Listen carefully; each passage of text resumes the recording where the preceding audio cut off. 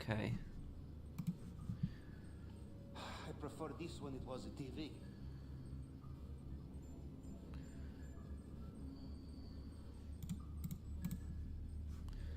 Okay, we are live right now. I'm posting this just on Twitter.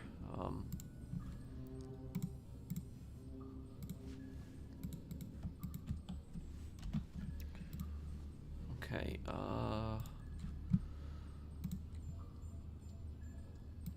okay, hey Anowak, how are you, man?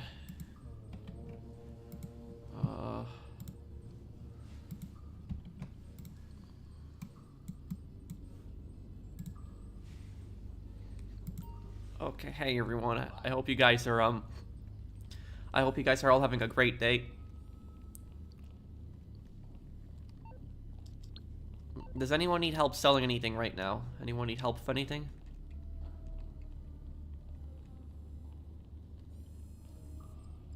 What do you have planned today, Capitan?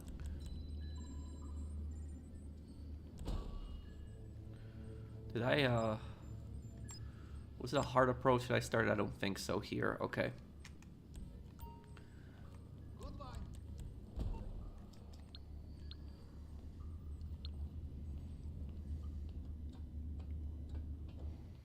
Is Red Dead Redemption 2 good? Yeah. Hey, Joey Fernandez, how are you? You're a YouTuber too, Joey, huh? Let me see. Let me see if I can find you,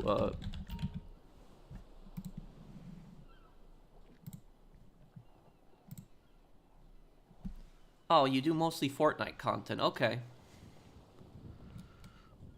Well, thank you for stopping by, Joey.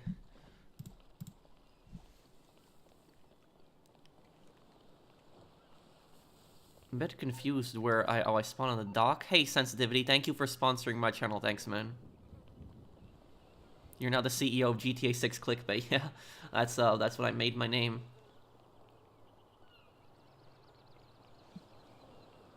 Mods in 2024 currently. It's going pretty quick. You know, handsome guy, looking fantastic. Love your suit. Thank you. Yeah, I did, Mario. I honestly, I can't believe that the I don't know why that developer thought that Saints Row 2 was racist. There was nothing racist about Saints Row 2. But yeah, for people that don't know what I'm talking about, I was watching like a video with like a former Saints Row reboot developer, and he was basically in the video he said how there was people on the team that thought the old Saints Row games were like Saints Row 2 were racist and sexist, and I don't know like what was racist about Saints Row 2. I can't like honestly think like what was like why the like that was like one of the stupidest things I've heard. Bro, what GTA game has the best highways and freeways? I'd say San Andreas. San Andreas has such a crazy highway system. But I'd say second best highway system is the GTA 5. Hey, bro, sorry for not being able to attend the streams. College classes has been busy recently, and I'm doing a group project by myself. Any advice?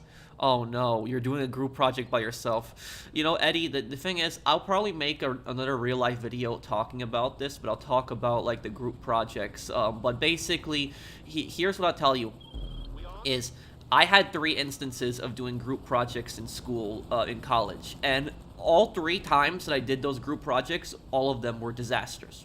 All 3 of them.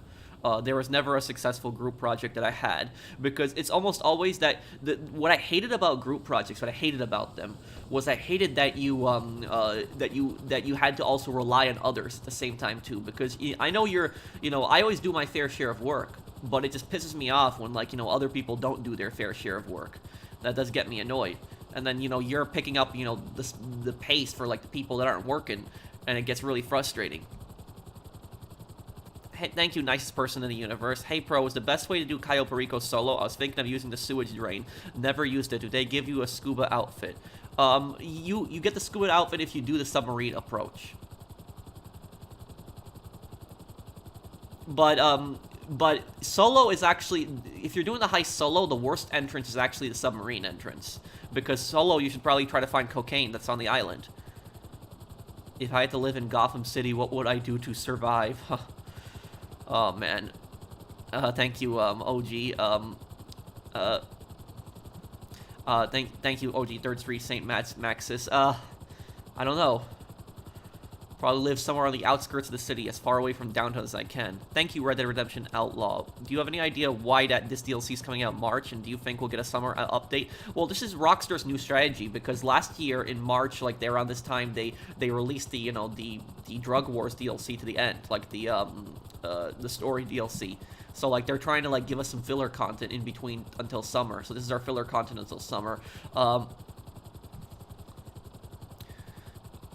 What is one thing that you wanted as a kid that you never had? Probably a GameCube. That's what it was. Because my parents didn't want to get me another console besides a PlayStation, so it was a GameCube was one thing that I wanted, but I never got that. What is it? Oh, and Eddie, to answer your question, you said that you're doing a group project, but you're doing everything on your own right now, right?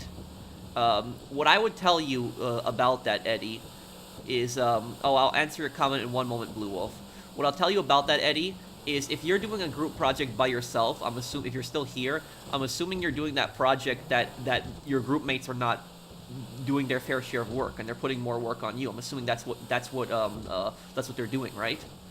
If that's what they're doing, honestly, what I would do if I was you is I would tell the teacher, tell the professor. Like, that's not snitching, because snitching is like when you're part of something, is like they are expecting you to do their work. They're expecting you to do their work. You're not responsible for their work. You're responsible only for your work.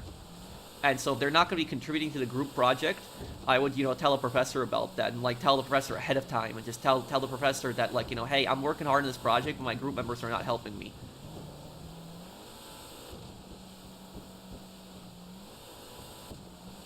The thing is, though, is I'm not necessarily against group projects, but only if you can choose your group members. Then I'm fine with it.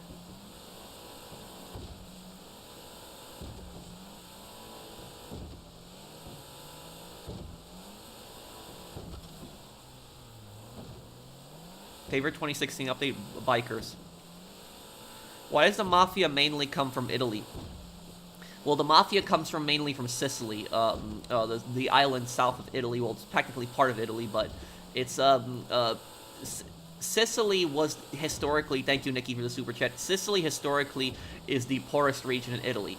And what happened was the Italian government largely ignored Sicily. They didn't build infrastructure in Sicily, they didn't help Sicily, and because of all the poverty that happened, the Mafia came about. There was poverty, there was corruption.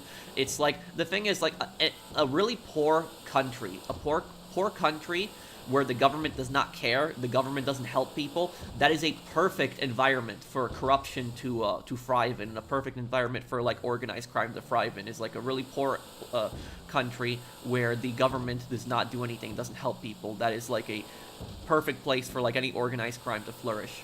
I mean, it's the same thing with, like, Russia. Like, if you look at when did the Russian Mafia come to exist? The Russian Mafia dates back towards Soviet times. However, though, it gets really strong during the 1990s. Like, when the Soviet Union collapsed, Russia was in absolute poverty. Like, their economy had completely collapsed.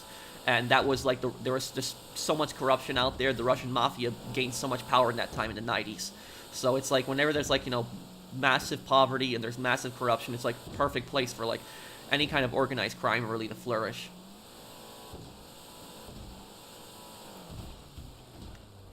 Okay. But Eddie, you still here? I just started playing GT Online recently, and could you help me with the Fleeca job? Sure, Blue Wolf. I tried to add you a few times, Blue Wolf, and I asked you last time what your PSN was, but you didn't tell me it, or at least I didn't see your comment. But I've been trying to add you, Blue Wolf, but I didn't see your comment. Hey, Pro, thoughts on Helldivers? Also, I'm trying to conquer everything in Bannerlord, but should I create a kingdom or just be an influential vassal? Honestly, both. If you create a kingdom early on, you're going to get destroyed. Everyone is going to declare war on you, and you're going to get overrun, and you're going to get killed off. What you want to do, if you want to build your own kingdom, join another kingdom, and win a bunch of battles for that kingdom. Have that lord give you a bunch of like states, like a bunch of like cities and towns, and then when you're ready, secede from the kingdom that you joined. Like, you know, declare yourself independent at that point. However, though, here's the thing. Once the king or queen gives you, like, a bunch of, like, cities or forts, when you have enough cities and forts, don't help them conquer anything else, because the more you help your faction conquer, the stronger they're going to get. So when you secede, they're going to immediately declare war on you. So you want them to be weak. Just you want to get the king or queen to support you, give you some towns just so you have some base for your kingdom, and then at that point, don't help them in battles. Like, there's no punishment for not helping them in battles. Let them get destroyed. And that's pretty much it. And also, when you make your own kingdom in Mountain Blade Bannerlord, make sure that the second you become independent, the country that you seceded from is going to declare war on you. Do not go on the offensive. Just go strictly on the defensive. Get in your forts, get in your cities, you know, upgrade the walls, hold the forts down, and once the enemy charges in, just capture as many of their lords as you can, kill as much of them as you can, and then what you're going to want to do is you're going to want to push out and then go on the offensive and start taking their forts and cities. Because that's the mistake that a lot of people make, is they make their kingdom really early on, they don't have a lot of stuff, they don't have a lot of money, and they also go on the offensive too much.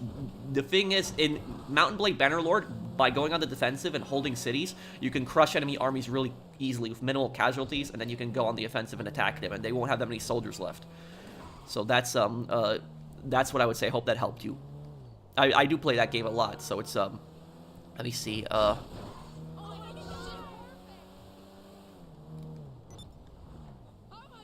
I missed 2 super chats. What super chats did I miss? Oh, I missed from Nikki and Blind Eagle. I'm sorry, guys. Hey man, how are you? Gonna join soon. Yeah, that's fine.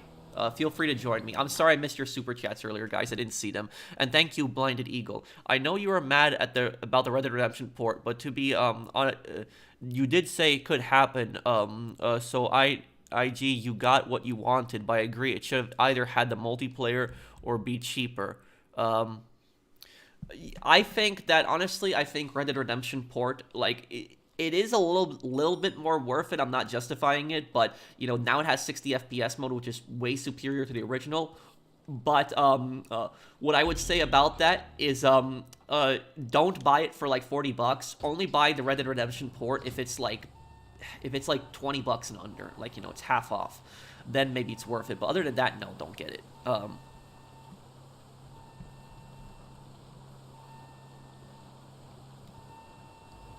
Should I get my garrisons maxed? No.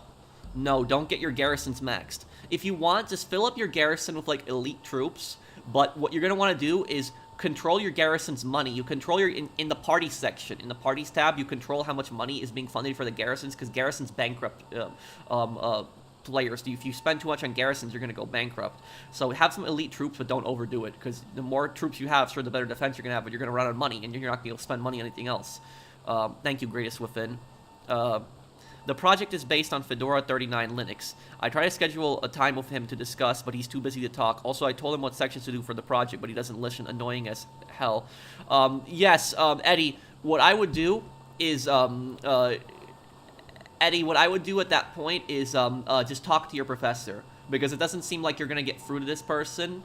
And the thing about this is, if you tell this person, if you tell them, listen, if you don't, you know, start working on the project, I'm going to tell the professor. If you tell them that might get them to start working, but they might still do a crap job, and that's going to reflect your grade.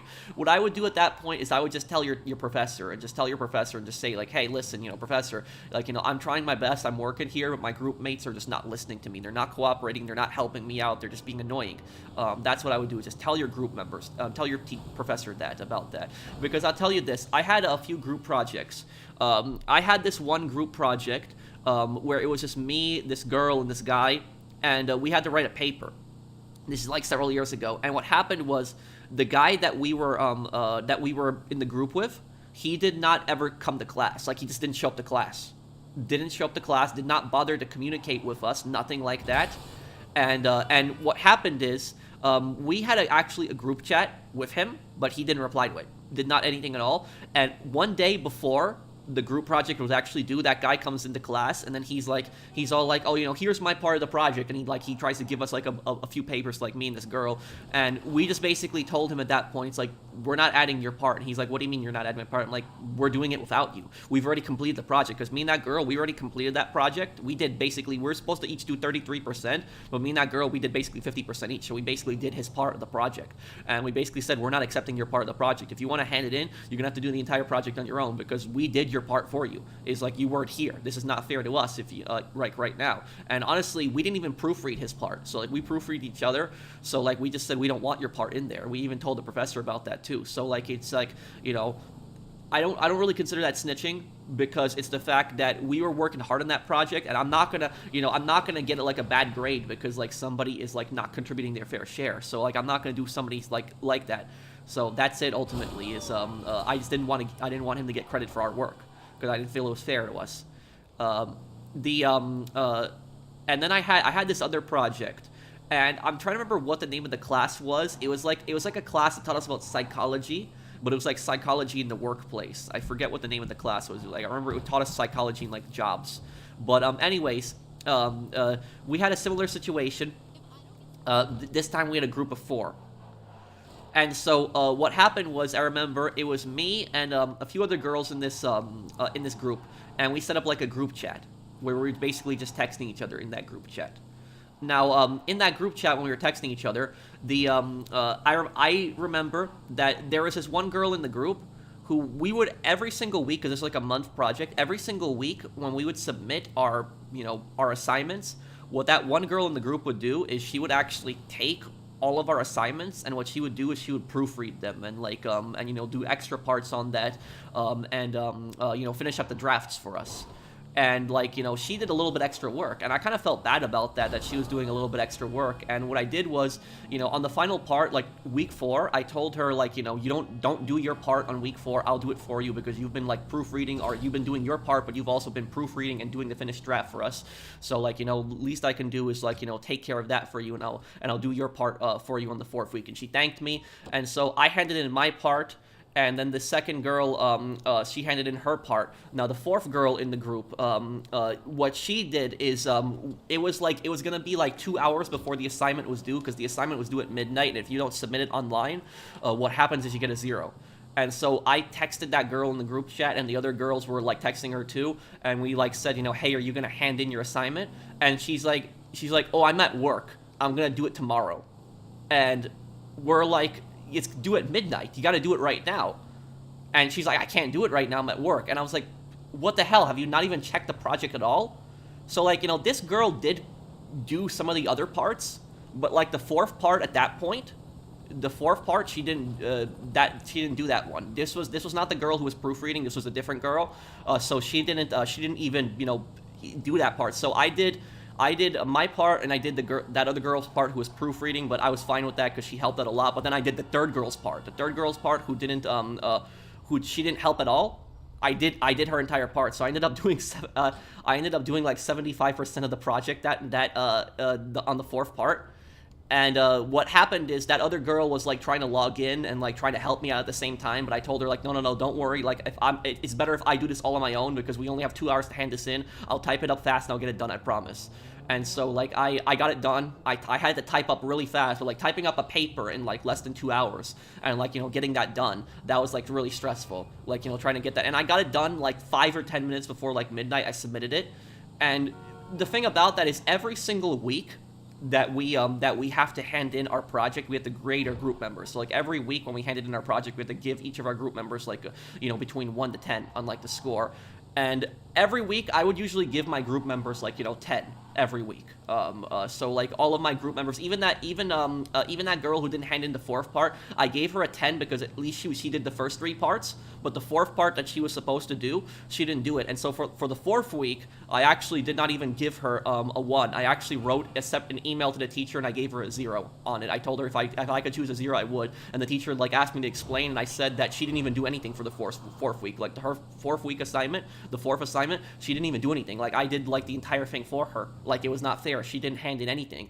And what ends up happening is she then gets in, that girl who didn't do anything, she gets into the group chat and she gets all pissed at us. And I don't know if she knew who reported her, like I was the one who wrote the teacher that she gets a 0, but she started going off on the group chat saying like, you know, why are you guys treating me like crap? This is not fair. It's like I work a job, I have responsibilities and all this other. This is going off in a bunch of this text message rant. And I literally replied to her and I'm like, listen, I have responsibilities too. I work a job too. You're not the only one with responsibilities, but yet I had time to be able to do my project, and not only did I do my project, I did your project as well. So this was not fair to the rest of the group. So I hate it when people do that, when people go like, oh, I have responsibilities, I have things to do. Does not everybody have responsibilities? Because the moment you say something like that, I have responsibilities, what you're basically saying is you're saying, my things are more important than your things. I have a right to slack off, you don't have a right to slack off, you're supposed to do my job for me. That's essentially what it says when people say, I have responsibilities to do. So that is not fair, and that is not fair to the rest of the group. So like she's assuming that nobody else has responsibilities, but that's BS. And that's so that was like, you know, group assignments that I personally had at work, and it was like or not work, at college, but it was like really, like, you know, really bad experience. Every single time I had a group project, every single time it was a complete disaster. It sucked. It was stupid. That project is also part of their responsibility and the discussion. Yeah, I agree with you. I agree with you on that, man. And I'll tell you something, but that's not the worst group project that I ever had. The worst group project I ever had is the story that I told before. I had a lab class in college, and the lab class that I had in college was groups of 2. And so how we would do is we had a lab, and basically we would each group member would do half of the lab. And what we would do then at that point is we would share notes and exchange, and basically we would copy over each other's notes to the other part. So we would have to hand in our own part. So like, even though each person was responsible for 50% of the work, we had to copy our partner's 50% and had that in also. So we had to hand in, and the teacher that's how the teacher set it up. That's just how they did it. And what happened is my group member, my partner, he did not show up to class for 2 days, and then he tells me, he's like, you know, I'm sick. You know, I'm sorry for that. Like, you know, can you give me your part of the assignment? I will take it home, and then I will give you back my assignment, just so you can add it to yours too. And I said, okay, that's fine. And so I gave it to him. And this is the worst mistake I did. And my professor, he saw that I gave him my part of the assignment. Like, he witnessed it. He saw it himself. And what ends up happening is that guy dropped the class afterwards. He dropped the class. So he took my assignment, and he never came back to class. So the assignment that I worked on, he just took it home. And I couldn't hand it in time. It was due. And I tried to explain this to the teacher, and I told the teacher, I'm like, you saw me hand it to him. You saw that I did the work. He didn't come back to class. At least give me a chance to do it again. And he just, you know what he does, that teacher? That teacher was like the worst college professor I ever had, because he just embarrassed me in front of the class. Like, really just shamed me in front of the class. And he says, you know what your problem is, Patrick? Your problem is you trust people too much. And I'm giving you a 0. And he just gives me a 0, and he just embarrassed me in front of the class like that. It's like, I'd never been treated like that by a teacher, like, to that extent, like, publicly. And that was like, that was like BS, because I always did all my assignments on time. And the thing is, I handed everything on time, always. So I'm never late on anything. I always handed all my assignments on time. And that was like, there's only 2 times I've ever gotten a 0 in my entire, like, academic, like, lifetime. One time in middle school, in 8th grade, I got a 0. And then it was that one time in college, that lab class, I got a 0. So that's the only 2 times I got a 0. And the thing is, it's bothered me since then. Like, I haven't been able to get it out of my head. Because, like, I would always hand in everything, like, on time, and it just always bothered me. Like, it just has. I know it's been, like, so many years, and it's irrelevant at this point, but it's like, I never got that memory out of my head, and it just always bothered me so much. And, like, I talk to my friends about it, and my friends are like, it's not a big deal, Pat. It's not your fault. It's the teacher was a scumbag. But it was just, like, it was just still, like, it was like a... It's such a... It just always...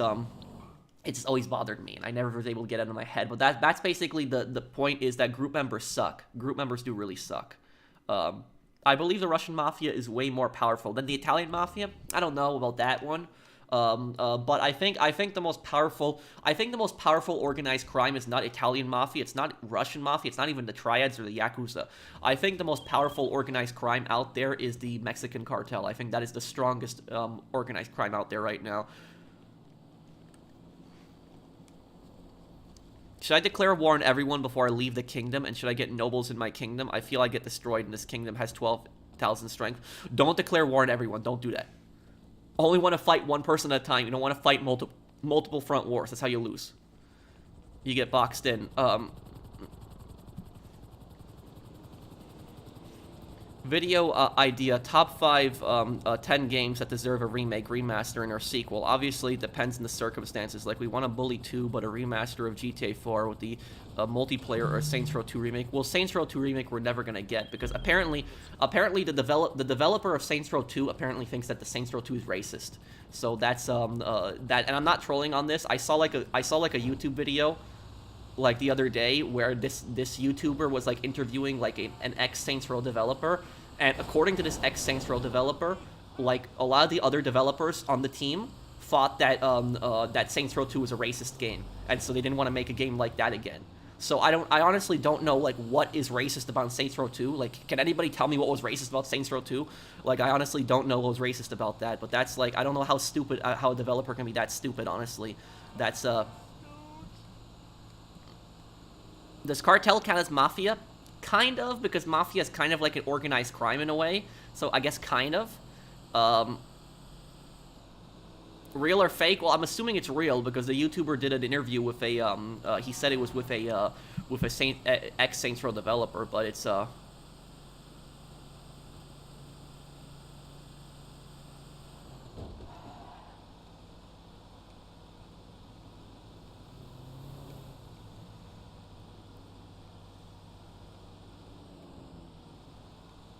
What editing software do I use? Oh, for simple projects to edit, it's Movie Maker. For complicated projects to edit, it will be Adobe Premiere Elements.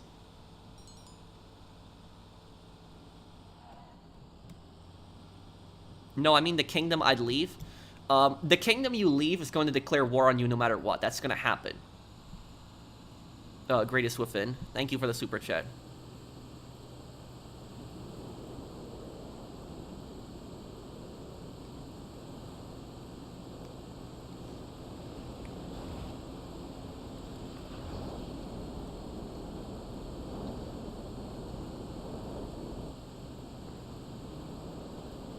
Can you invite me to your session? Can you tell me what your PSN is, Blue Wolf? And I can't invite you right now because I have to add you, and I add people off stream because I have to find out who to remove from my friends list. I only remove people who have been offline for like a year, so I just have to find that out. But if you tell me what your PSN is, I can add you tonight. And then we can play for the future.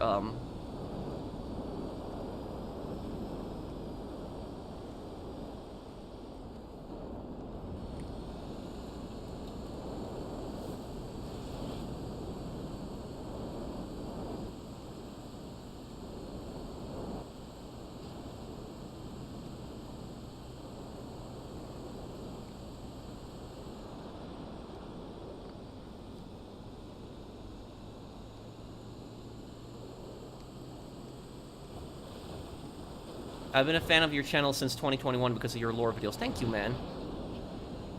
Call me weird, but I'd think, but cartels, I think of them as terrorists.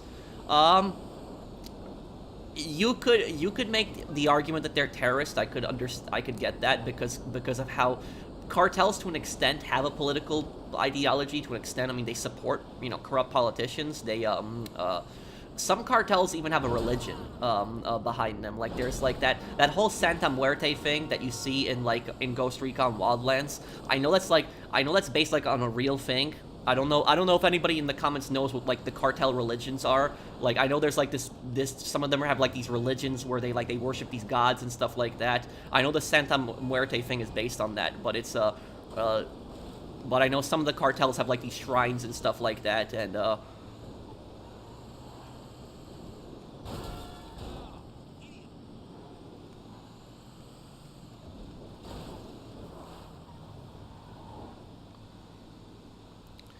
what are your thoughts on the war on drugs? I think that, here's what I think. I think the solution to the war on drugs would be taking a system like Portugal is, but not a system like Portland is, because Portland is a perfect example of what happens when you legalize drugs, because that's like, Portland is a complete disaster of like drug addicts. Like it is like, and I'm not trying to offend anybody that lives in Portland or like has been to Portland, but like from all the videos that I've seen of Portland, like the amount of drug addicts that are like in that city is ridiculous. Like it's more than any other city I've seen on YouTube. But what I will say about like my personal viewpoint, feel free to disagree with me. What I think the solution is doing a system like Portugal. Now, what Portugal has done is Portugal has decriminalized drug possession, but they haven't decriminalized drug distribution. That's what a lot of people don't understand. Here's the difference between Portugal and Portland. A lot of people in Portland, what people in Portland do is they like to compare the system to Portugal, and they say, oh, it's like the same thing. It's not the same thing, because what Portland does is Portland has decriminalized all drugs, and the thing about this is I used to have a very libertarian viewpoint on this, where when I was like, young and in college, I used to think that like, oh, the government really has no right to regulate stuff like this, is like, this should be up for the people to decide. But like I was kind of naive at that point, and things like marijuana, for example, are not that big of a deal if that stuff is legalized. But like heroin, meth, stuff like that, fentanyl, that stuff kills. That stuff is like, that's poison, essentially, on the streets. That stuff needs to be destroyed. It needs to be stopped. So what I honestly think the solution is decriminalize drug possession, where if somebody is caught with drugs, like if somebody's caught with heroin, don't arrest them, but instead you force them to go to rehab. So you don't just let them off the hook either. What you do is you basically have them show up to court, and when that drug addict shows up to court, the judge basically gives them a choice, and the judge tells them, you have two choices. You can go to rehab, we'll pay for it, and once you get out of rehab, you will have no criminal record. Your criminal record will be, gone for the drugs. But if you don't want to go to rehab, we're going to throw you in jail. And as for the drug dealers, I think the punishment for drug dealers should be more severe, way more. So that's what I think the solution is, because what Portland doesn't do that. Portugal, what people don't understand about Portugal is if you're on the streets in Portugal and you're selling heroin, you're going to get arrested for that. You're going to get sent to prison for that in Portugal. What you're not going to get sent to prison for in Portugal is if you're using heroin. So if you're an addict, and you're caught with it, you're not going to get sent to prison. Excuse me. But the government is going to force you to attend rehab. But but in Portland they don't do that. In Portland, Portland, it's the stupidest thing I've ever seen. When the police catch somebody with like drugs in Portland, what the police basically do is they go up to them, they give them like a piece of paper, and they're like, "This is the drug helpline. Call it, please." It's like the stupidest thing I've seen, and like nobody calls it. Even the police themselves say that nobody calls the number. So that's not gonna fix drug problems. It's like, if you want to fix the drug problems, force the drug addicts to go to rehab. Have the courts force them to go to rehab. Don't send them to jail, because jail is not gonna fix them. Have them force them to go to rehab. I think that will probably fix the problem, make the problem a lot better. But like sending a drug addict to jail is not the solution, because it's not going to fix their addiction. But as for the drug dealers, send all the drug dealers to prison. Just give them long sentences. I don't care about them. Okay. I just seen the video of that paper they give them. Yeah, so it's stupid. That would be expensive, sure, but it's also expensive, arresting every single person with drugs. That's even more expensive. So that's and think about it this way: if you force them to go to rehab, and they complete rehab, chances are they're gonna clean up their act, and they're gonna stop using drugs, and then you're not gonna arrest them anymore. You're gonna save more money over time. So that's what I think the solution is force them to go to rehab. Don't send them to prison. See here. Night at the Consumer time and Story Time of Pro. Yes, I would play Night at the Consumer one day. Prague developers find everything made before, 2016 to be racist, sexist, homophobe. Thank Anita Sarkeesian for running the gaming industry. What's PROG? Thank you for the super chat, Mario.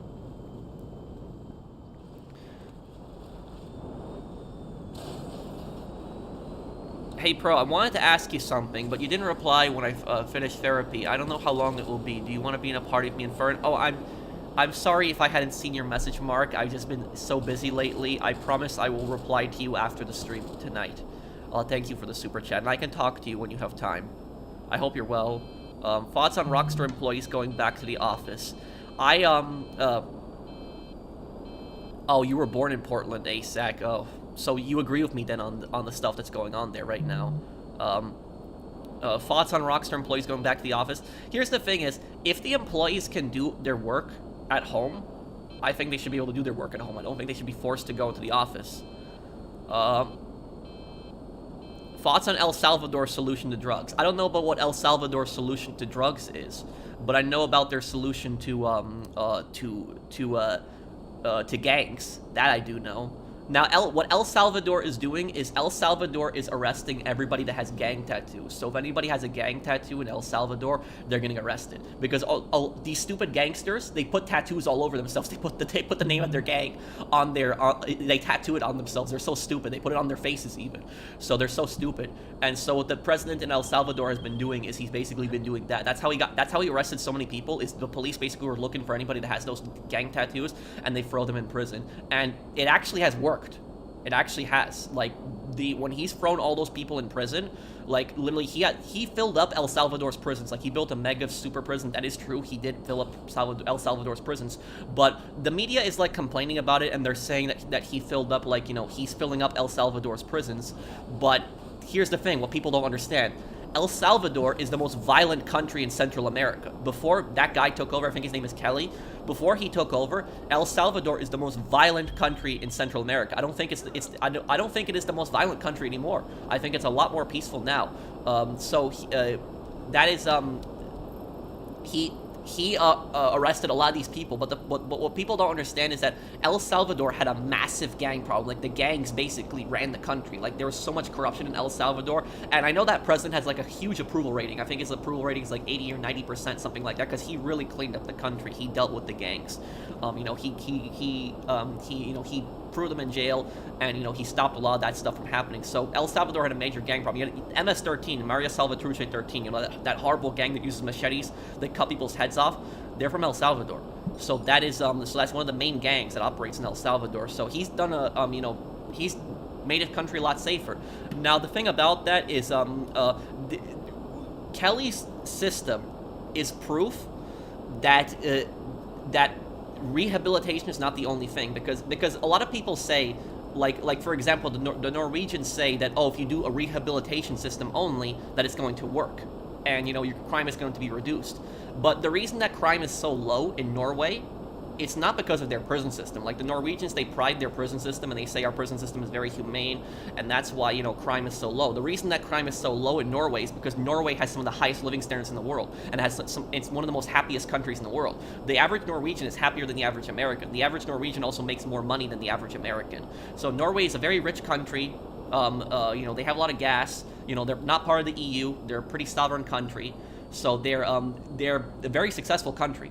And that's precisely why crime is not a problem in Norway. It's not because of their prisons. It's because Norway has high living standards. Any country that has low living standards, any country that's a poor country, is going to have higher crime rates than any country that has high living standards. The higher a country has, the higher living standards that exist in a country, the less crime is going to be. Because people make a lot of money, they're happy, and they're less likely to turn to crime. When people are poor, you know, they don't have a lot of opportunity. They're more likely to turn to crime. But as for what El Salvador is doing now, it is working. That is not a matter of opinion. It is working. It is a fact. What he's doing is working, because El Salvador's crime rate has dropped significantly.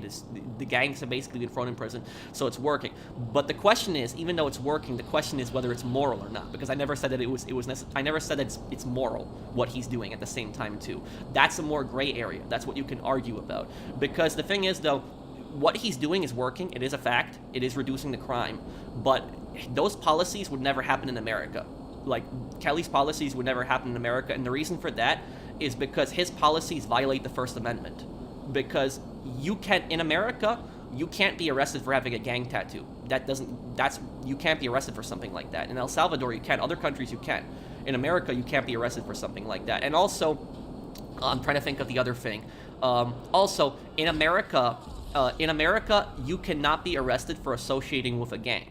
You can't do that. So in America, there's no law about being in a gang. As far as I know, most states, there's no law that says that you can't be in a gang. that, or you can't associate with a gang. Now, there are laws. If you are a part of a gang and you commit crimes, yes, there are specific laws on that. But just being a member of a gang, or like hanging out with a gang, associating with a gang, there's not really a charge for that. There's not really a crime for that. I know Japan has that. Japan has a crime for that, where if you associate with the Yakuza, if you're a member of the Yakuza, that's illegal. So it doesn't matter if you're not committing crimes, just if you're a member, that you can't do that. But in America, you can't. That's not there, and that's primarily because of the First Amendment, because it's the right of the people to basically associate with who they want, and basically the right, you can have any kind of tattoo that you want on it. So that's the thing, is where freedom kind of conflicts with law in a way, too. So what Kelly's doing is successful. It's working.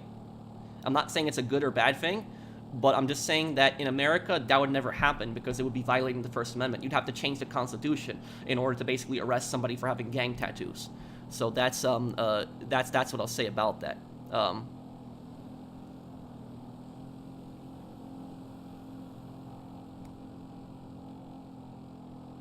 Let me see. The prison is the size of 7 football stadiums. Yeah, I knew. I know that. Whoever flies the plane is a show-off, yeah. Well, I mean, that's, Nihon, he's really good at flying planes. I wasn't the one flying those planes backwards, that was him. I can't do that. We all know the darkest moment of Saints Row is when Gat buried Shogo alive. I mean, he did say he was gonna kill anyone at Aisha's funeral, and he didn't. Well, he gave Shogo a chance to leave, but Shogo didn't. Thank you, Blinded Eagle, greatest within. Why doesn't the U.S. do what Buckley did? Wait, who's Buckley? What's that? Can you explain? Quick, how did you and PvP Cats do a podcast a few years ago? I don't think we did a podcast a few years ago. I think we did a podcast less than a year ago, if I remember correctly. Like, we did a bunch of podcasts. Like, I've done several podcasts with him. So, I don't think it's been months, but it hasn't been like a year.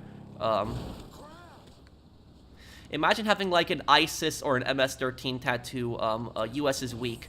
Well, the thing is, though, is that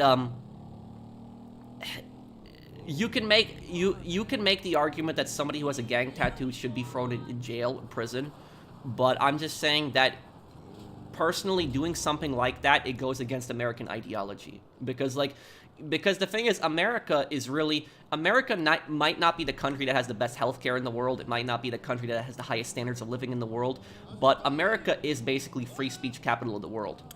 There is not any other country in the world that has better free speech laws than America, because every single country in the world, to an extent, has some speech that you cannot say. Like, there are certain countries in the world where you have free speech in most places, but you might not be able to insult the monarchy, for example. Maybe you might not be able to insult the president. There are some countries where it's illegal to say racist things. So it really, there's countries that have all these different speech laws, but I would say that in America, you can say anything you want, even the most extreme, outrageous thing you can say. The only two forms of speech that you cannot say in America is you cannot threaten somebody and you cannot endanger somebody. And by endangering somebody, it would be like yelling bomb on a plane, or like yelling like fire in a movie theater. You can't do that because that's endangering somebody. But other than that, you can really say whatever you want in America, no matter how extreme the speech is. Now, you might get punished in other ways. You might get fired from your job, stuff like that, but you're not going to get arrested. You're not going to get punished by the government. So that's what I say, is that there is no other country in the world that has more free speech laws than America does. In America, you can say everything, no matter what extreme. Like, I was talking to like my friend, I was talking to like one of my friends in India, and he actually told me that in India, any discussion of separatism in India is illegal. That you cannot do that. So in India, you cannot promote any kind of separatism. You cannot promote like a separatist party. You're not allowed to do that. But in America, you're allowed to actually do that.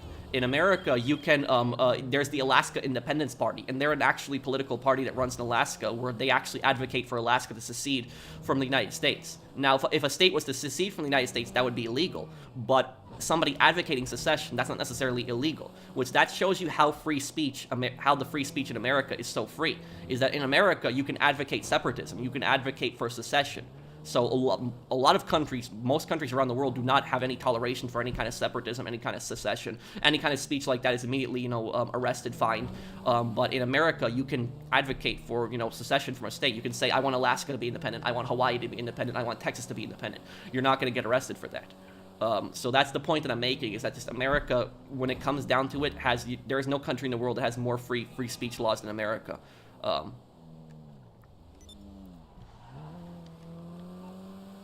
Okay, let me see here. Let me hear Pierston with his thing here. Pro, the AFK camera got patched, and I need a way to go AFK. I need money for the new DLC. What I would do is, here's what I would do is this. Let me show you a little trick here. If you want to go AFK, you know, without, let me just get off the street here. If you want to go AFK without going on the cameras, you can just do this. Hang on, let me see here. Let's see if I can do this here. See this? Look, see that? I'm not touching the game right now. Basically, what I did was I just put my controller down on the table, and I just put the sticks up. And so, if you do something like that, where you keep your character in a constant motion, you're not going to get kicked. So you can make him walk down the beach, or like you can make him go into the apartment and just have him keep walking around in circles. You know, walking in circles is a little bit harder to, like, you know, put that, like, a controller, like, an angle at. But if you get him to, like, walk around in a perfect circle, then you're not going to get kicked. Use a rubber band. Well, I mean, I find it more simple just to put the controller down on the table, honestly.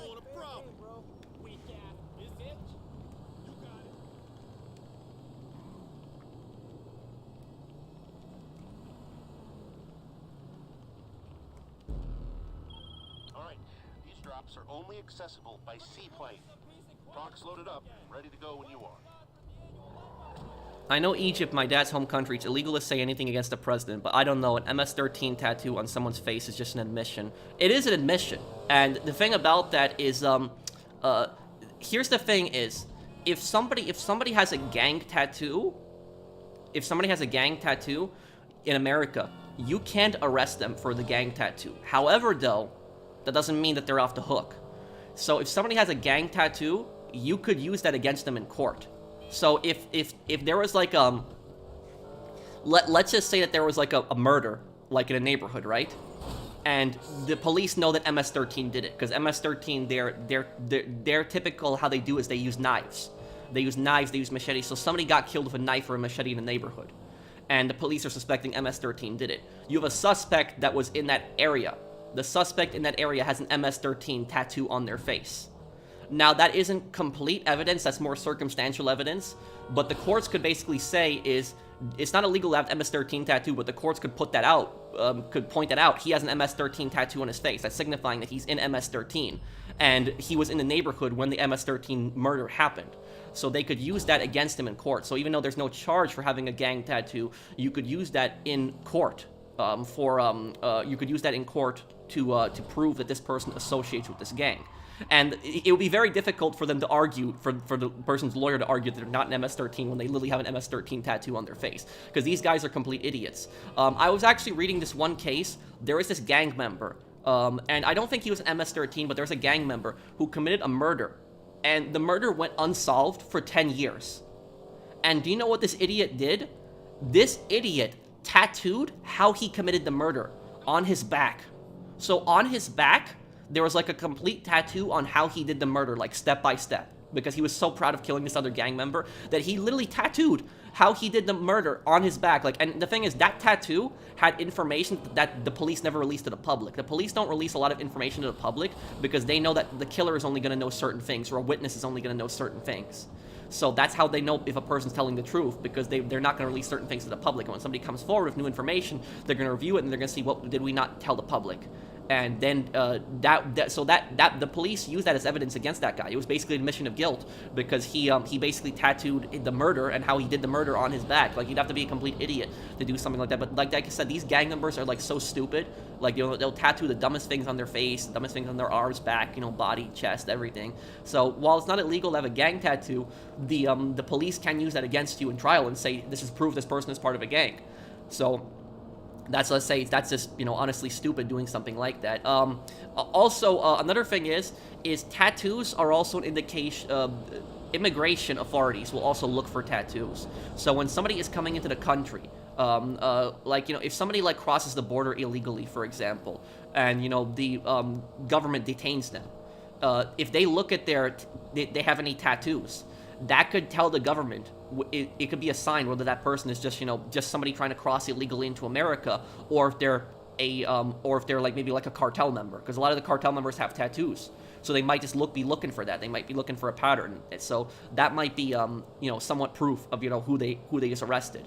But, you know, you cannot, there's no charge specifically for arresting somebody for having a gang tattoo, but you can still use that as evidence against them. So it's kind of weird. There's no charge for having the gang tattoo, but you can use the gang tattoos as evidence that that person is a member of the gang. Like, if you ever watch Scarface, like when Tony comes to America and he has like that one tattoo in his arm, and like the immigration guy is just basically looking at it, and he's like, and Tony's like, oh, that's for my sweetheart. And then he's like, no, sweetheart, BS. Like, this is a gang tattoo. So that's what I will say about that, is that, you know, the police aren't stupid. They look for stuff like that, and they check stuff like that. Let me see. And also, Greatest Within, let me ask you this question. You said Egypt, your dad's home country. It's illegal to say anything against the president, and correct me if I'm wrong, but isn't Egypt a dictatorship? Like, can somebody confirm that with me? Because hasn't Egypt had, like, the same president for, like, 10 years? 10 or 15 years, like, or so? So I would have to Google that, if Egypt is. Because Egypt has had multiple revolutions. They had Mubarak, which Mubarak was, like, a corrupt dictator. And then they got rid of him. And then there was the Muslim Brotherhood tried to take power, and I think they failed. And then there was, like, another political party. There's so many revolutions in Egypt. Like, there's so many, like, constant coups, and just the government's just a mess, like, constantly. I watched your retail video. Really appreciate you talking about the reality of how bad it is. Really inspiring, dude. Thank you, McDonald's Food. Thank you, man, for the super chat. It's not letting me send it, but I think those dealers should be offed immediately. What are you talking about, Melon? You're talking about, like, drug dealers in general? I think that it depends, really, what the charge is. But, like, if somebody's like a drug supplier, like, you know, I think they should be sent to life in prison. Like, a drug supplier should be sent to life in prison. That's what I personally think. Again, I'm sorry if I keep talking about podcasting for interview. I just that you and me have similar pain and situations in life. Also got inspired. Well, thank you, Nikki. If you ever want help with a podcast, I could probably help you with that. If you ever plan on playing the Wolfenstein series, play Old Blood first. Then if you play the New Order, and lastly the New Colossus, 2017, also choose your timeline wisely. Okay, I will definitely look into it. I played the 2014 one and I beat that one, DHC. Thank you, Rich, for the super chat. Vagos and Aztecas are parodies of 13 Gang and El Chicano. Thank you, Agent Reaper. I think that I don't think the Aztecas are a parody of MS-13, because the Aztecas are a Mexican gang, I believe. The MS-13 are primarily El Salvadorians. MS-13 is actually in GTA, but they're a smaller gang. They're called something else. MS-13 is in GTA. It's in GTA 5, I think, even. But I think it's called something else. Does anybody know what the MS-13 gang in GTA is called? It's like a smaller gang. Roberto, Mara Punta Grande. That one. I think that's the gang. Yeah, I think that's the gang. That's it, yeah.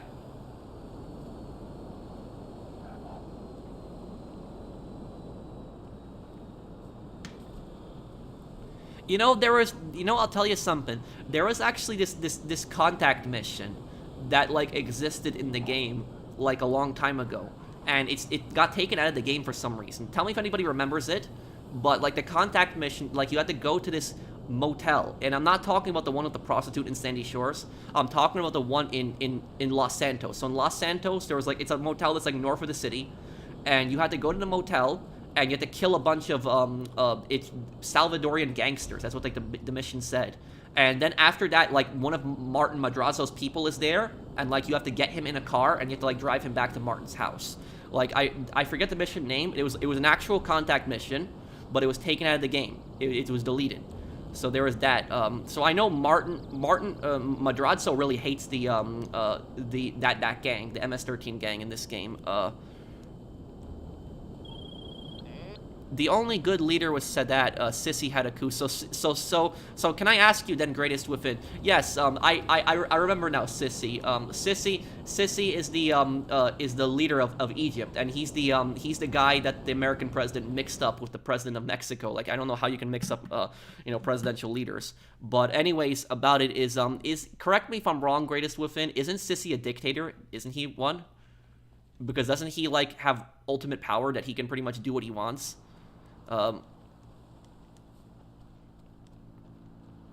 Morsi was the only president fairly elected. You're talking about Egypt. Well, I don't know about who Morsi is.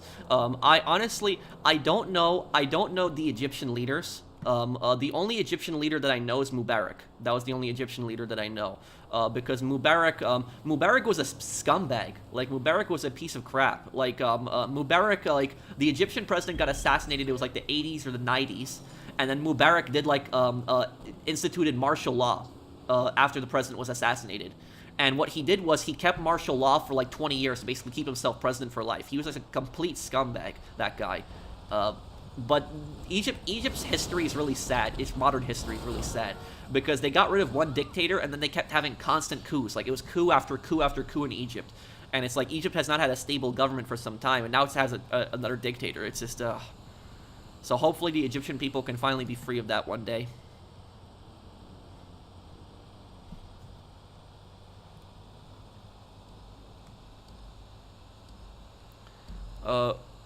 Who did you save on your first playthrough of the New Order? Fergus or Wyatt? I saved Fergus, I think. The British guy. The British guy is the guy I saved. You missed my super chat, pro. Please read it. Sorry, Mario. Dealers are just as bad as the suppliers. Yeah, but suppliers are up a chain in there.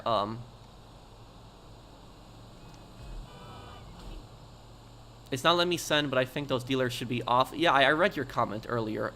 Wait, and did Blue Wolf? Did you tell me your Hang on a second. Did Blue Wolf tell me his name? I keep getting so many people.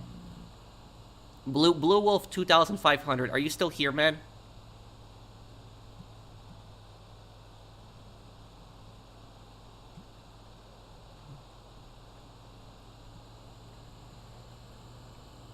Thank you. It's Rich.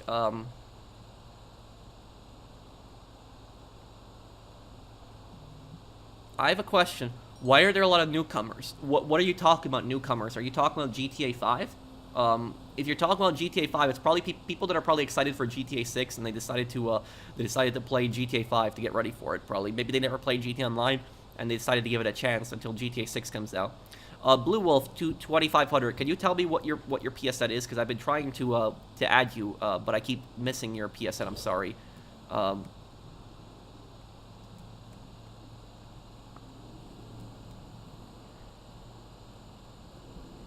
You made another tattoo, Mario?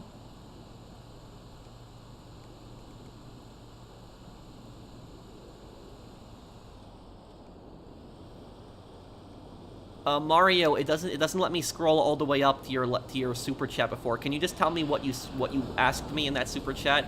You don't have to super chat me again. I'll just look for your comment. I mean, in real life, why are there a lot of newcomers? In real life? Well, what do you mean newcomers in real life? Can you explain what you mean by that? I'm a bit confused.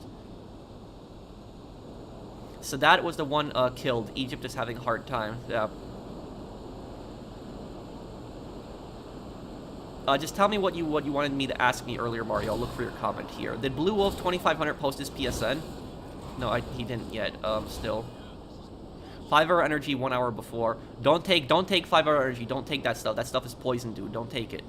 I used to drink that stuff when I was younger, when I used to have, like, morning shift, because I hated working at 7 o'clock in the morning, and it was that stuff is toxic as hell. Don't drink that stuff.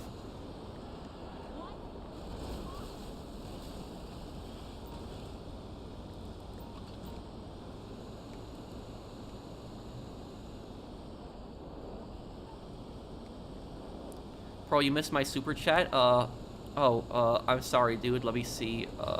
I'm sorry for asking if I was a piece of crap for liking and playing Saints Row and Halo, and for being Canadian and being B in general. I wasn't happy. You're fine, dude. Don't be ashamed of being Canadian. It's fine, dude. You're good, dude. Don't worry about it.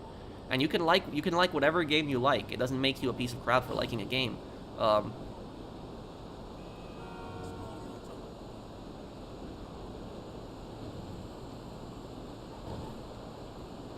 crazy thing is I've been driving with just one hand this entire time.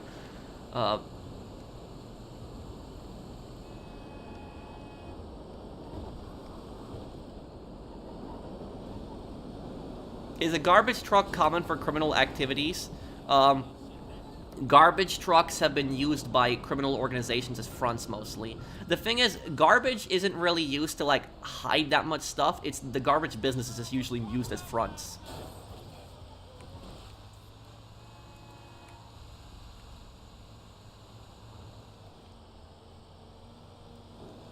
Oh, the other hand was on my mouse. In the film studio mission, there's a secret cutscene on TV for katana. You can see Danny is running with a katana, but when you press it, you see Leo killing people with a katana. Oh. How do I trigger that cutscene? Me and Cassio? Who's that?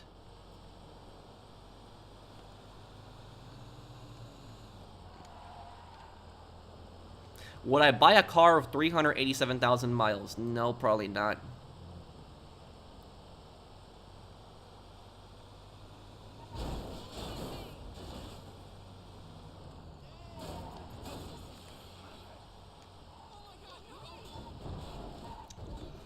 Put every one of the skins, War Dogs, Innocents, CCPD, Cerberus, Watchdogs, Pervs, Project Militia, Red Kings, and Bloodhounds in the wood chipper, yes or no?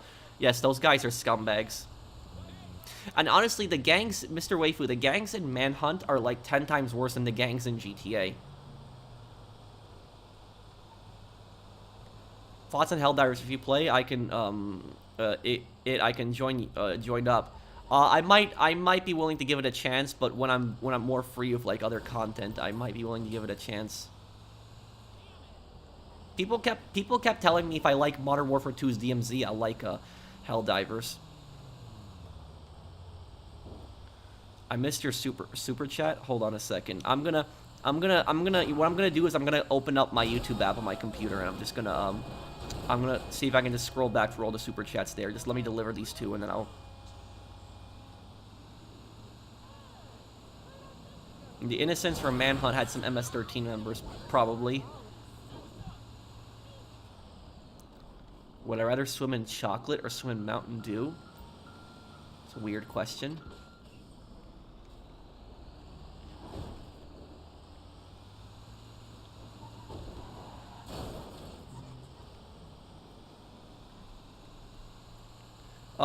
I think that both Don Salieri and Don Morello were scumbags, and I think that both of them were just as ruthless. I think the only difference between Don Salieri and Don Morello is that Don Morello knows who he is and doesn't pretend to be somebody he's not. That's the only difference between them. So in essence, I would say that Morello is probably more honest than Salieri is, because at least Morello admits the type of person that he is. He doesn't hide it.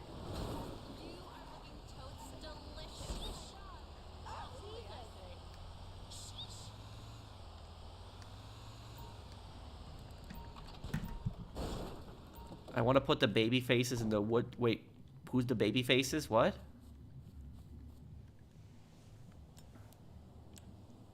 I'm gonna be playing the game that's right after Apollo, because I have the trilogy Phoenix. Is that how you found my channel, Phoenix, for the Apollo games I'm playing right now? I'll try to have another part of it up tonight. Let me look here. I'm gonna go into my comments here. I'm gonna see if I can find Mario's super chat.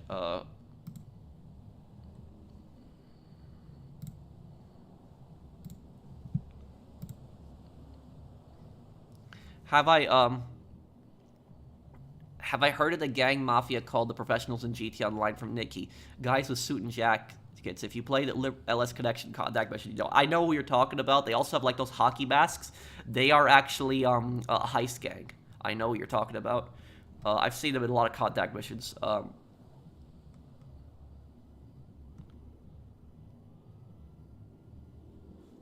Oh, Prague? Oh, you meant Progressive Mario. Okay, I see your super chat. I see it now. Okay.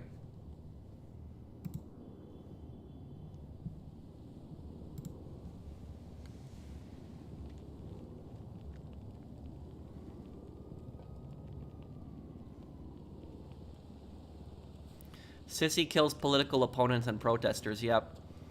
He's a dictator. Horrible person.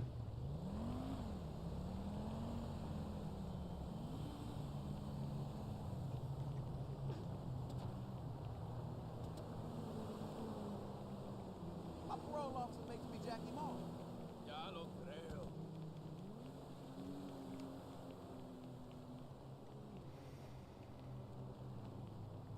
They have Merryweather voice lines for some reason.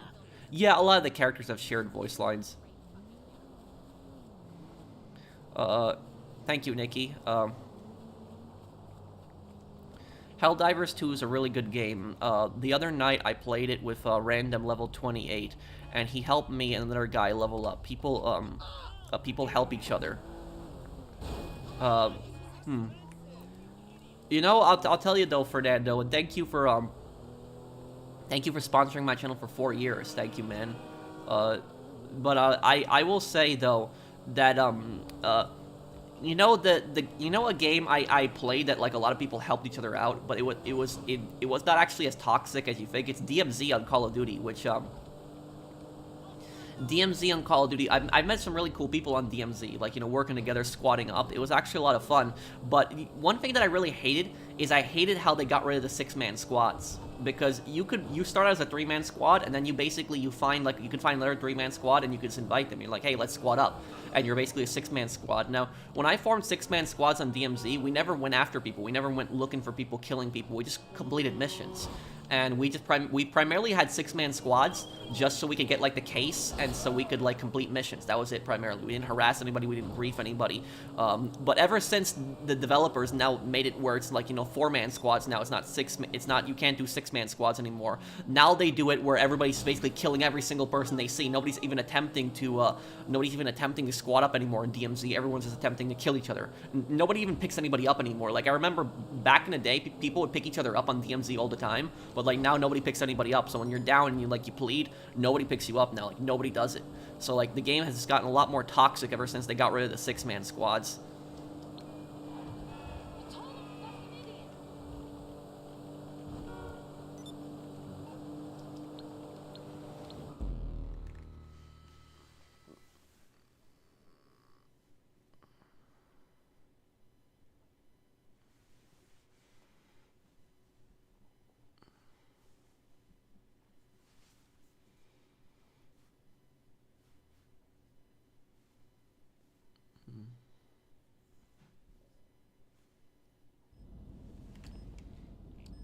Okay.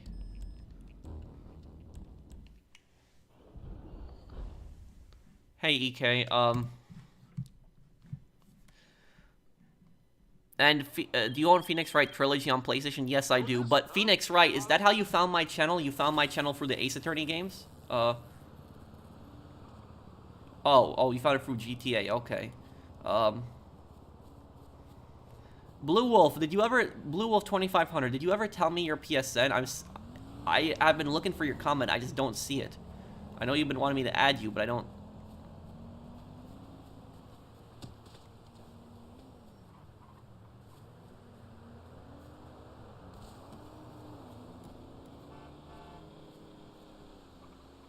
Yeah, I do not see his comment.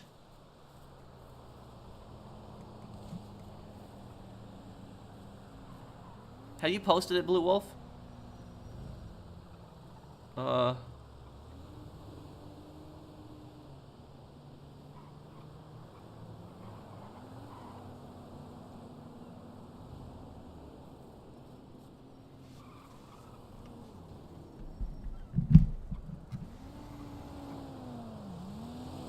Okay.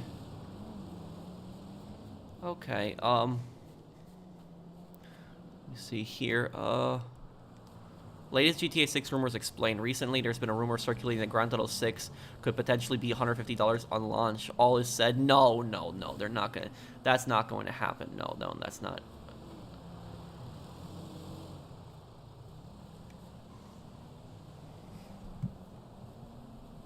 No, that's not gonna happen. No, that sounds so ridiculous, dude.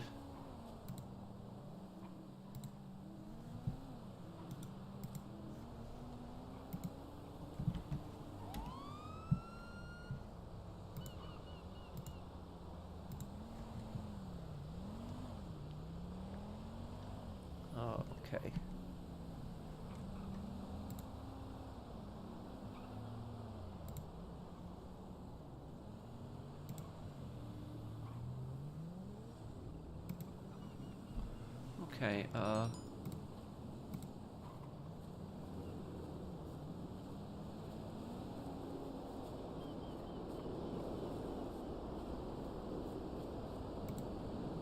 Oh, hello, Mike. How are you, man? I didn't see your comment earlier. Sorry.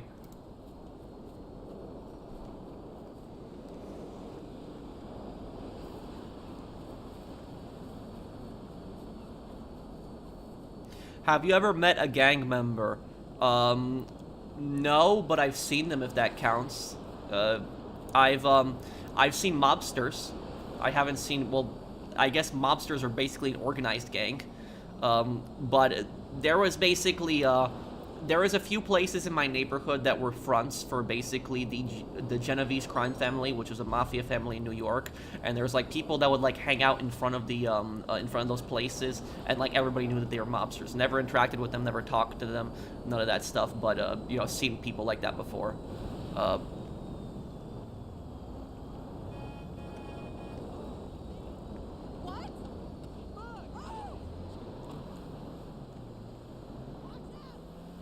Rise and Fall of Saints Row. I'll look into that.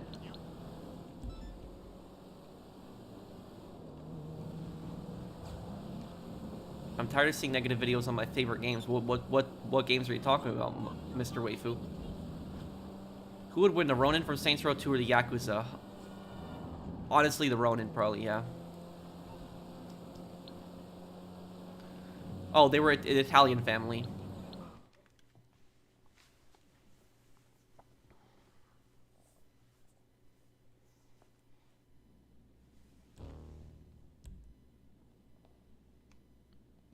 Oh, that's how you trigger the secret movie in Manhunt? Oh. Yes, I actually will. I'll play both Elder Scrolls Oblivion and I'll play Fallout 3 on the channel one day. Just don't know when, but I'll play them, yes.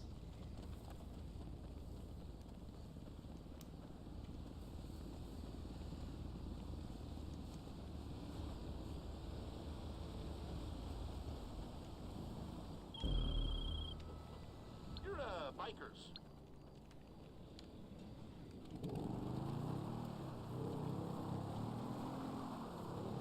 Are they feared?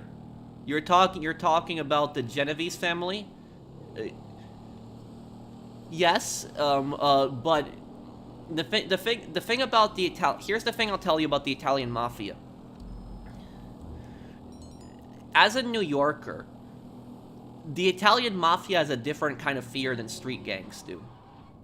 And what I mean by that is that the mafia, for the most part, people people take them seriously, but I wouldn't say that they're necessarily like terrified of them, because the mafia for the most part doesn't jump innocent people in the streets. Like, you know, you're walking at night, you know, the mafia is not going to jump you when you're walking home, you know, at night. You know, that's chump change. So, you know, the mafia is going to go after something bigger, like a robbery or like some kind of extortion or some kind of scam. They're not going to, you know, just rob some guy at night for, you know, his wallet. That's stupid. Gangs are going to do stuff like that. So that's the thing is that, you know, you don't have to worry about the mafia like jumping you when you're, you know, you're walking home at night. You know, street gangs are scarier in that regard, because street gangs will attack anybody, really. When you have to worry about the mafia is when you own a store in a mafia neighborhood. That's when you got to worry about the mafia. Or if you do something to piss them off. If you do something to piss them off, like you talk to the cops or you insult them publicly, that's when you have to worry about them, really. But other than that, if you go about your day-to-day business, they're really not going to harass you for the most part. Unless, I mean, you have something they want. Well, yeah, that can be the case too.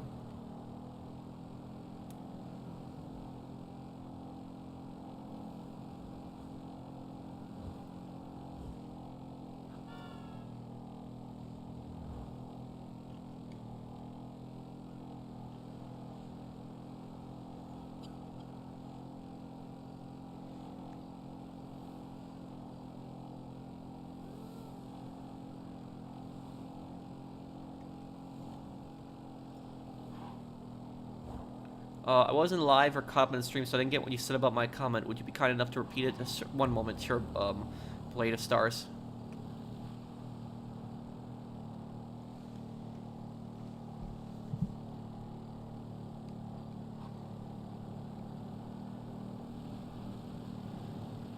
Pro, the baby faces on the innocents are predators and are the most disgusting enemy in any game I've played. The pervs are also predators. Fox, trot them. Aren't those some of those enemies that that appear in those extra missions in Manhunt 1, like the extra survival missions? But yeah, the pervs were really creepy in Manhunt 2. That club was just disgusting.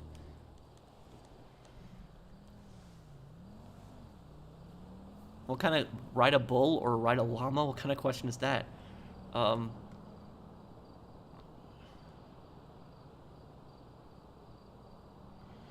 Your comment, Blade. Could you see Von Karma using fake AI CCTV footage? Yes, definitely. Von Karma would definitely falsify evidence.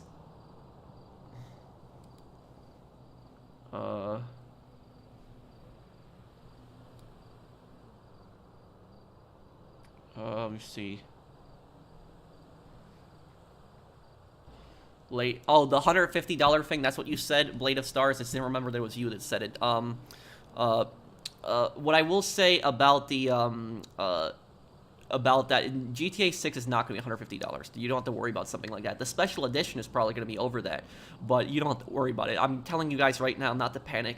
There's no, even though Rockstar is really greedy, there's no way that that the game is going to be priced $150, because I don't know any game like the regular copy being priced $150.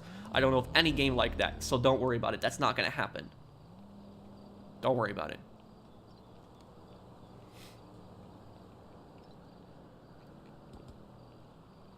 Have I ever smoked marijuana? No.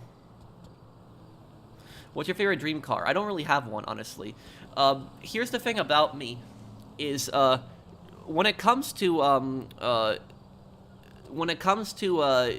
cars, I've had the same car since 2017.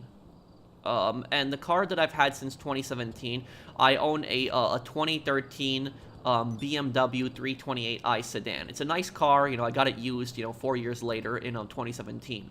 But it's it's not like a a supercar or anything like that. It's just a BMW sedan, and I have I've had that car, I've had that car since 2017, and I have no need to replace it. If I wanted to buy a new car, probably could, but I don't want to, because I personally think it's a waste of money. I'm that type of person that I will basically drive my car until it's too expensive to fix. That's basically the type of person that I am. So I'm not one of those people that changes the car every few years. I'm gonna be driving my car until I just cannot drive it anymore. That's just what I am. So if that car is gonna still be running in 20 years from now, I'm still gonna be driving it 20 years from now if that car is still running. So that's just the type of person that I am. I'm not cheap. I'm not greedy or anything like that. My philosophy with this personally is I just don't feel like there's a need to replace a car. Like, if the car is good and it's running, I don't really think there's a need to replace it. That's just the type of person that I am.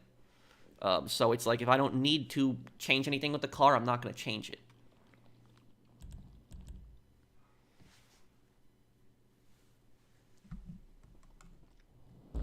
The Red Kings in Manhunt 2 has dialogue that highly implies their, well, thank you for the super chat. That's creepy, Bunny.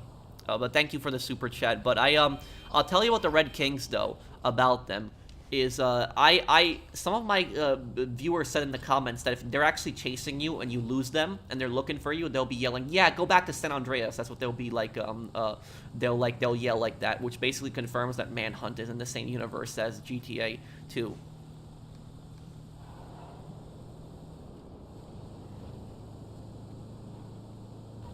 Pro, the most wanted M3 GTR would fit you perfectly. What kind of car is that, Mr. Waifu? Thank you. Who would win in a fight, a Viking or a Spartan? I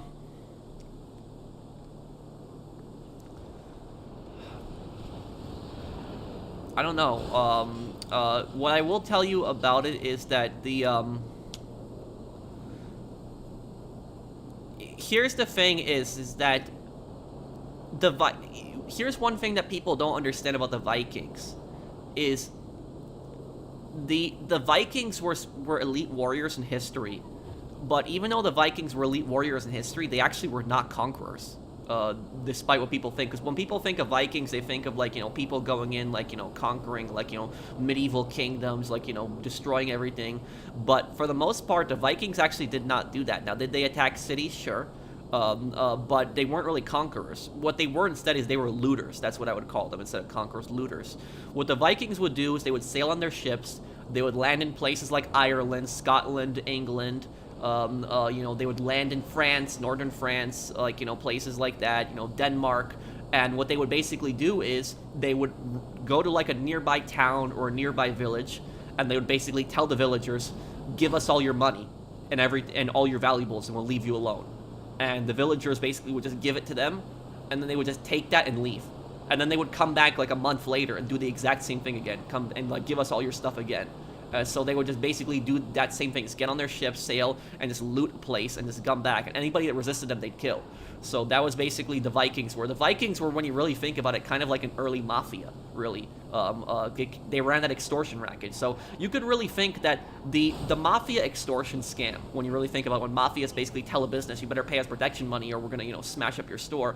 The Vikings were really the first people who invented that, when you really think about it. So the Vikings were ironically the inventors of the Mafia extortion scam. So that's the type of people the Vikings were. Is they were looters typically. They would just go into an area and they didn't really conquer places.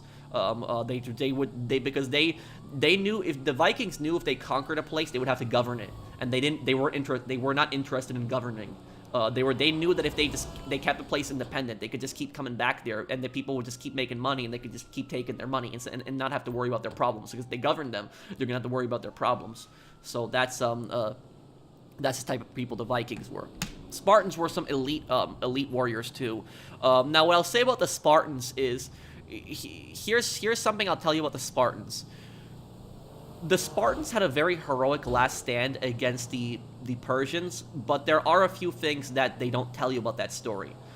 The Spartans, there was 300 of them who stood against the Persians, but there was just 300 Spartans. There was also hundreds of people from other Greek city-states that helped them there too. So there wasn't just 300 Spartans versus thousands of Persians. There was a few hundred other Greeks also, but there was just 300 Spartans specifically. Now, about the Spartans, what I'll say about them is the Spartans were a very militaristic civilization. The Spartans, they weren't really conquerors, but they were very cruel. They were not, like, personally, even the movie 300 is not completely historically accurate, because the Spartans were really bad to their people as well. Because the thing is, what Sparta basically was Sparta was a slave empire. That's pretty much what it was. And the Spartans had so many slaves. The slaves, I think, outnumbered the Spartans 10 to 1. That's how many slaves they had. So the reason that Sparta was so militaristic, the reason they focused on their military so much, is because they knew that their slaves could overpower them. So they knew that they needed to have a very strong military to basically, force their slaves to keep working. That was primarily why they had that really strong military. And the Spartans were so cruel that if somebody was weak, they would kill them. So if somebody was, like, failing their training, if somebody was, like, training to be a Spartan warrior and they failed, you won't get another chance. You'd just be killed because you'd be deemed as weak, and they would just kill you. And if anybody was born with any kind of, mental, any kind of mental condition, or if they were born, like, handicapped, they were killed. So that was what was really messed up about the Spartans is, if there was, like, a baby that was born with, like, a condition, like, if maybe, like, there was a baby that was born without an arm, for example, they would kill that baby. They would take the baby to a cliff, and they would just throw the baby off a cliff. So that's things that you don't really see in the Spartan movie. Like, when you see 300, you don't really see that. You see the heroics. Now the Persians were horrible people. They were just conquerors, imperialists. But I'm saying is the Spartans were not these, like, honorable, decent human beings that you think of in the movies. They were some pretty bad people. Now the one thing that I find unrealistic is in the movie when there's that one guy that, like, has, like, the hunched back in the 300 movie, and he basically, like, tells the Leonidas, he's like, I want to serve you in battle, like, my king and everything like that. And then he tells him, like, you can't serve me in battle if you want to help, like, go back and, like, you warn the people. I thought that was really unrealistic, because if there was, like, a person like that in Sparta, he'd be killed. There would not be a person like that. He would be killed. So I thought that was a bit unrealistic. They had a scene like that in that movie. have you heard of this game from Rockstar called Agent? Yes, Agent was a Agent is a was that spy game that was gonna be during the Cold War, and I never forgave Rockstar for that, because Rockstar promised PlayStation would get Agent as an apology for the episodes from Liberty City being exclusive 1 year to Xbox, and PlayStation never got Agent. You know, that game never was made. Thank you, Nikki. Thank you for the super chat. How have you been liking Manhunt 2's story compared to 1? Honestly, I like Manhunt 2's story a bit more than Manhunt 1, because I'm trying to, like, figure out, like, everything that's going on with Danny, and, like, I am like convinced that Leo is a hallucination. Like, I don't think Leo is a real person. I think Leo is a hallucination, because it's like every single time it's like, you never see Leo actually there with you, and like you constantly hear his voice. So I don't think he's a real person. I think he's just somebody that Danny's just seeing. I think that they experimented on Danny. They messed something up with his mind, and I think he created this like Leo persona. That's personally what I think. My prediction in the story. I don't think he's like I don't think he's a real person. I think Leo is like Reznov in Black Ops. That's basically what I think of. Is let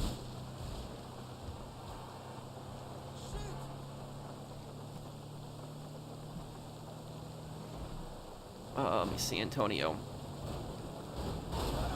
The Vikings weren't as cruel as the Spartans. I would rather live with the Vikings than live with the Spartans.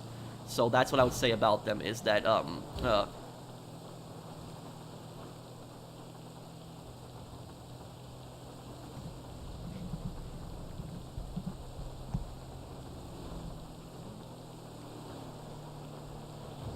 okay, here.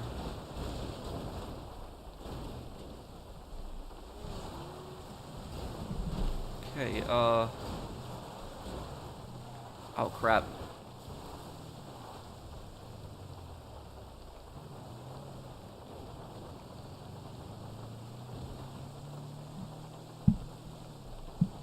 You are agamisated, very godly, my man. What do you mean? What do you mean, MPRA? Thank you for the super chat. Can you explain?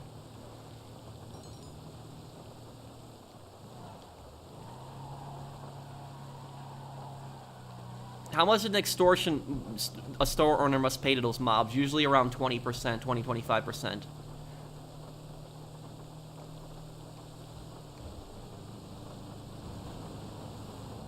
Why do people say your coworkers are not your friends? Because people think that people think that everybody's just there to get ahead of themselves and everyone is there to screw each other over. I would say here's what I would say about like coworkers. The thing is, are coworkers your friends? I think when people say that coworkers are not your friends, I think that's a false statement. But I think to say that coworkers are your friends, I think saying coworkers are your friends is a false statement. And I think that saying coworkers are not your friends is a false statement. I would say I would use the term some coworkers are your friends, because there are coworkers that I had that I knew I could tell a secret to, and I knew they would not tell anybody. They would not take advantage of me. They would not, pull crap on me. I know they would not. They would have my back, and they would help me out when I needed it. So there was people that I actually do consider actual real friends, like coworkers. So like, there are people, and the way that how you know when like a coworker is like your friend is like, you do favors for each other and you help each other out. But how to tell if your coworker is your actual friend is your coworker will confide in you things that he will never tell the boss. That's how you know that your coworker is your friend. Like, if the coworker tells you things that could get them in serious trouble with the boss, and I'm not saying like they're doing something bad. That's not what I'm saying. I'm saying more that if they talk crap about the boss, they say the boss is a complete piece of crap, like, he's doing this to me, like stuff like that. If they are telling you stuff like that, that's usually meaning that they're your friends, because they trust you. They trust you to hold on to that secret. So that's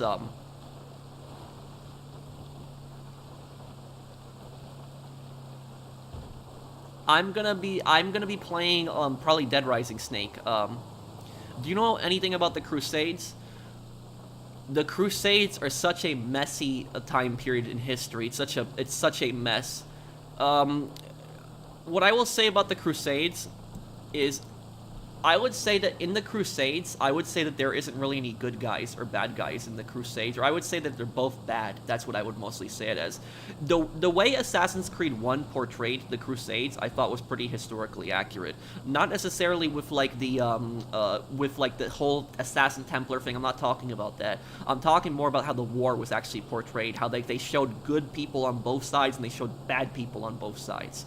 So I think that was like more, because the thing about that is the justification that both sides had for fighting that war was kind of stupid. Both the sides, the Crusaders and the Saracens, both of their justifications were kind of stupid.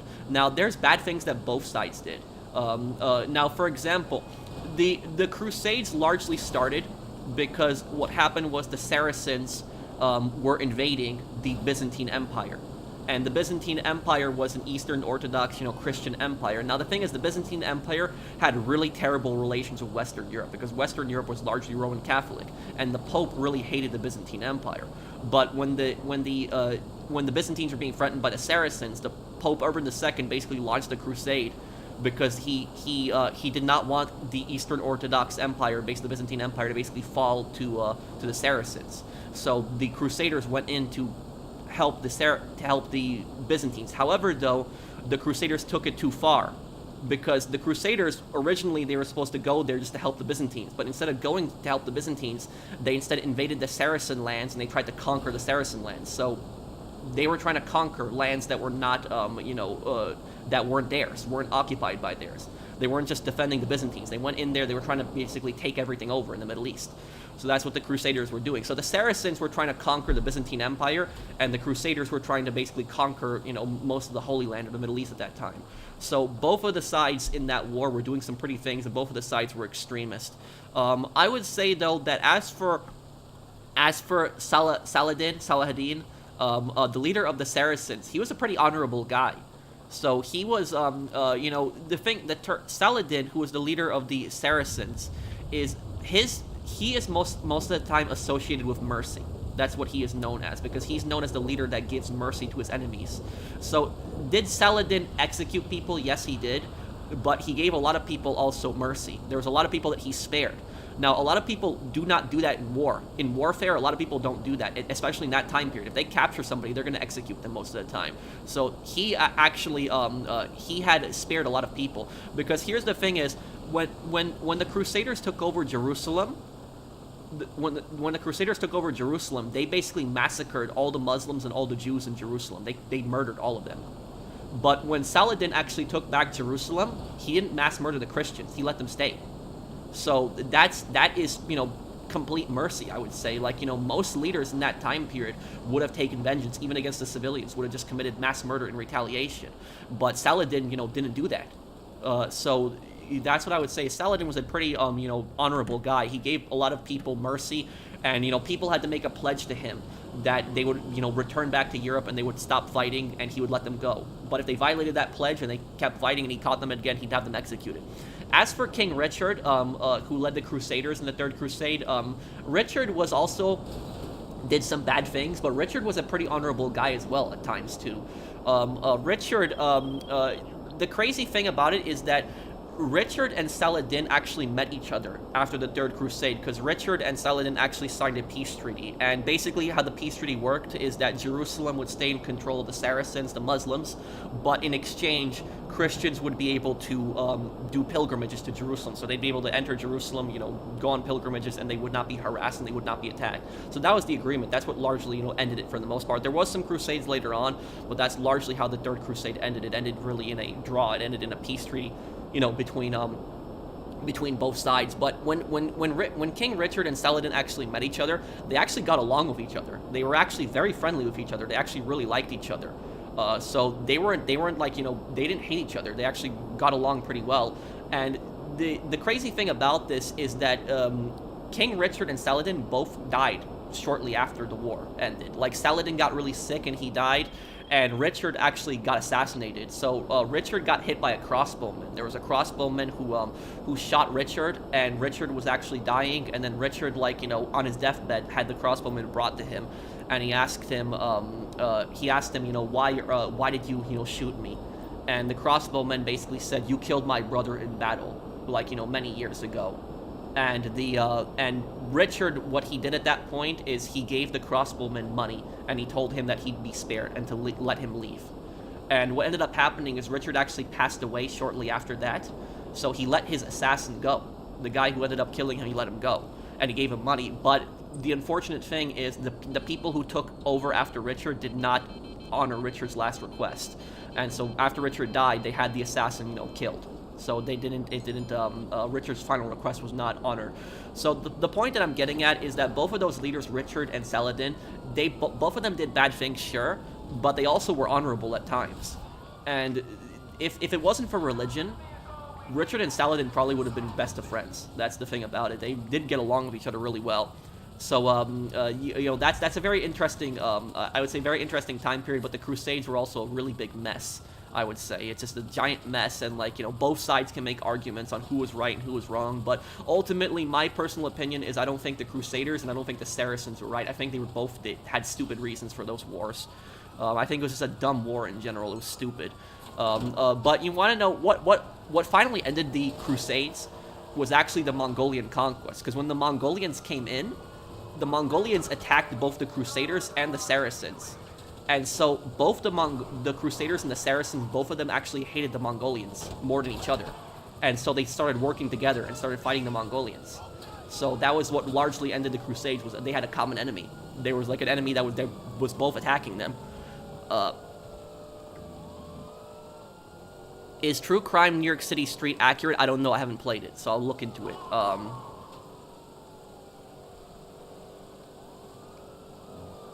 Civilizations are built on religion. I never said that religion was a bad thing. I just said that war was started over stupid things.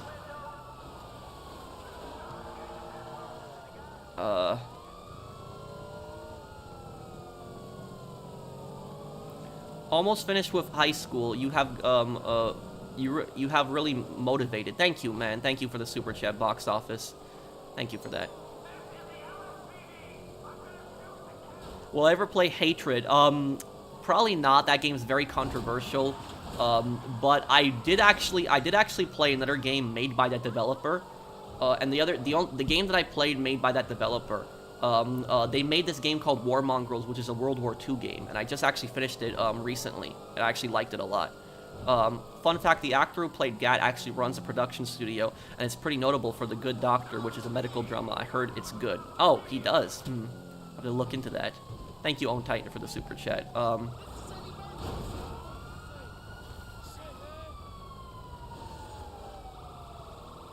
No, people, it's, no, look, when I'm saying if it wasn't for religion that King Richard and Saladin would have been good friends, I'm not attacking religion. I'm not saying religion is a bad thing.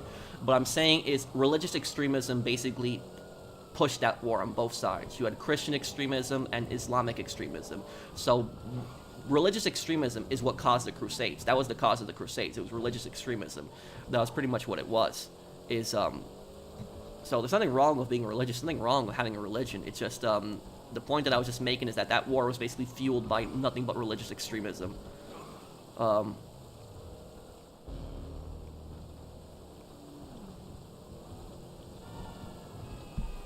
Okay, see here. On converting, are you here, man? Do you need help with a casino heist? I think Venge told me you need help with a casino heist, right?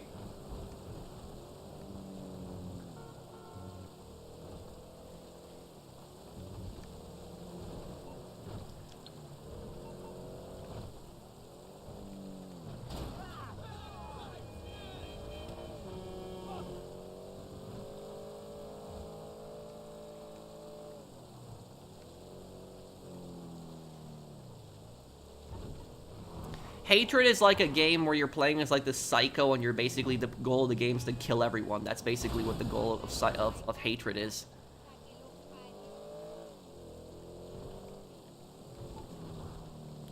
What is your favorite mission in online, ignoring the pay? My favorite mission in this game? Patrick, are you a Christian? I'm an agnostic.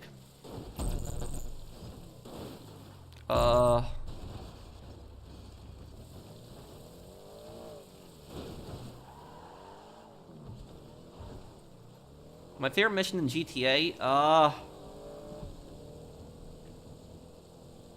in GTA Online, probably Cayo Perico heist. That's what I would probably say. It's probably my favorite mission in the game. I don't even care about the pay. I just like the heist in general.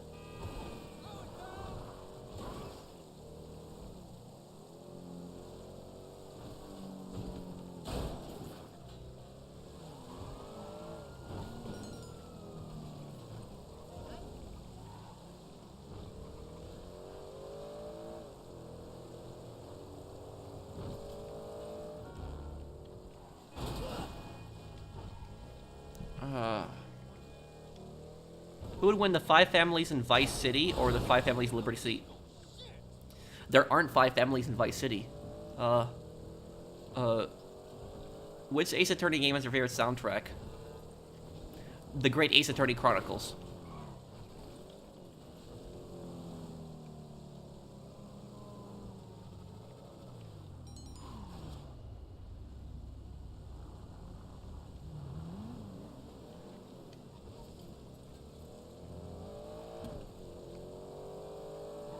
We can do my Kyle? Okay, Lloyd, we can do that. Then let's do it then. Invite us. What is this weapon ship as I see in the bottom right? What is that? Can I get your gamer tag and join you? I'm on PlayStation, so I'm not on Xbox. But if you're on PlayStation, I can add you. But my friends list is set to private right now. But I can add you though. I'll just have to do it after the stream. And then we can play together next stream if you want. MPRA. What is your PSN? Tell me, and I'll add you after the stream today. Did Blue Wolf ever tell me his PSN too? Because I've been trying to add him. I look through the comments, I don't see it.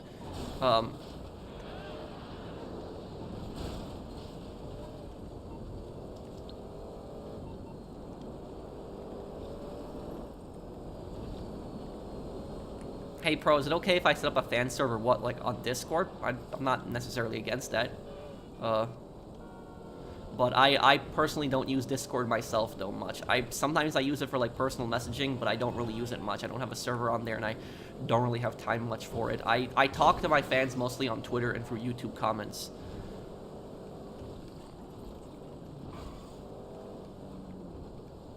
Game is glitching. We both deliver and still showing. Oh, Christine. Okay. Did MPR post his PSN?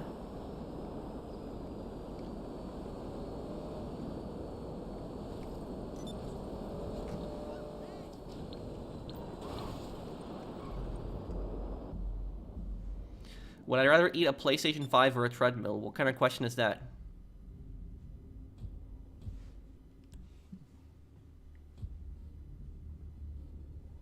Why do mafias rarely stay in a legitimate business? Because they're power hungry and they're greedy. That's what it is. The thing is, though, is that that's your PSN, MPR?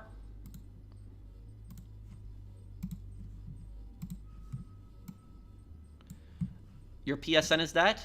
I could add you after then.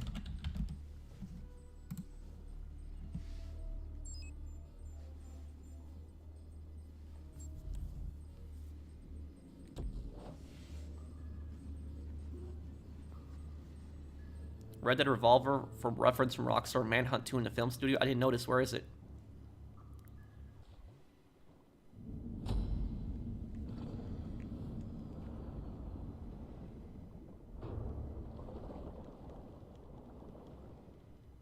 Yeah, the shotguns for Leonis are, like that. Don't worry, get me wrong, I really respect you, but why ain't you adding me? I haven't seen your PSN, Blue Wolf. Can you tell me what your PSN is? How much longer are you streaming for? Probably do this heist and then probably get something to eat.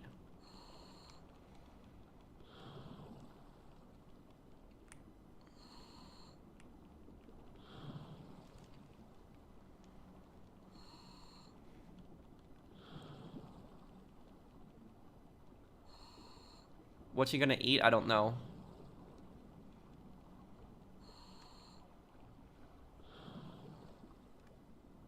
You are a good swimmer. The maintenance room is not far.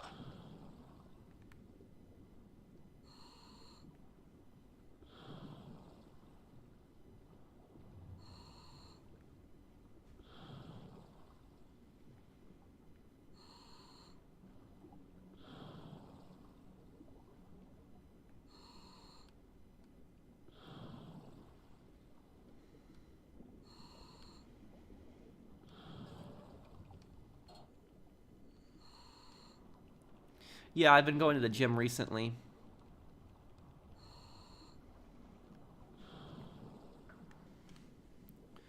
You know what? I got pissed when I went to the gym last time, guys. The reason I got pissed when I went to the gym last time is because there was this guy. It happened like a year ago, but I don't know if he's back or something. But there is basically this machine. I think it's called the lat pull. You know, you just sit in it and you pull the big bars down. That's, you know, how I would work out, like, you know, my upper body. I think that's what it works out.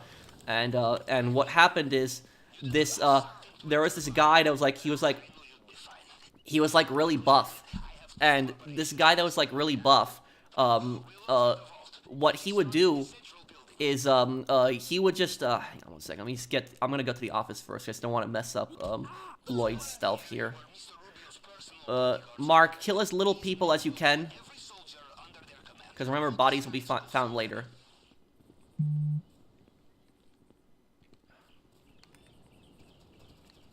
Hope this guy has a... Yes, he has it. Okay.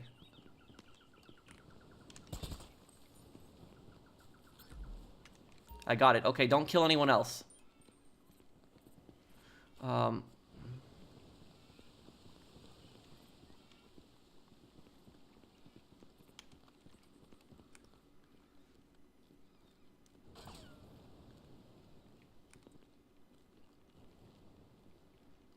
Okay.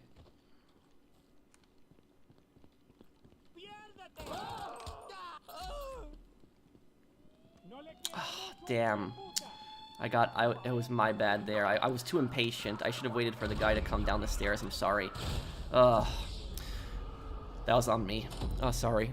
But what I was trying to say, though, is, so, when I was at the gym, like, a year ago, right, there's, like, this really buff guy.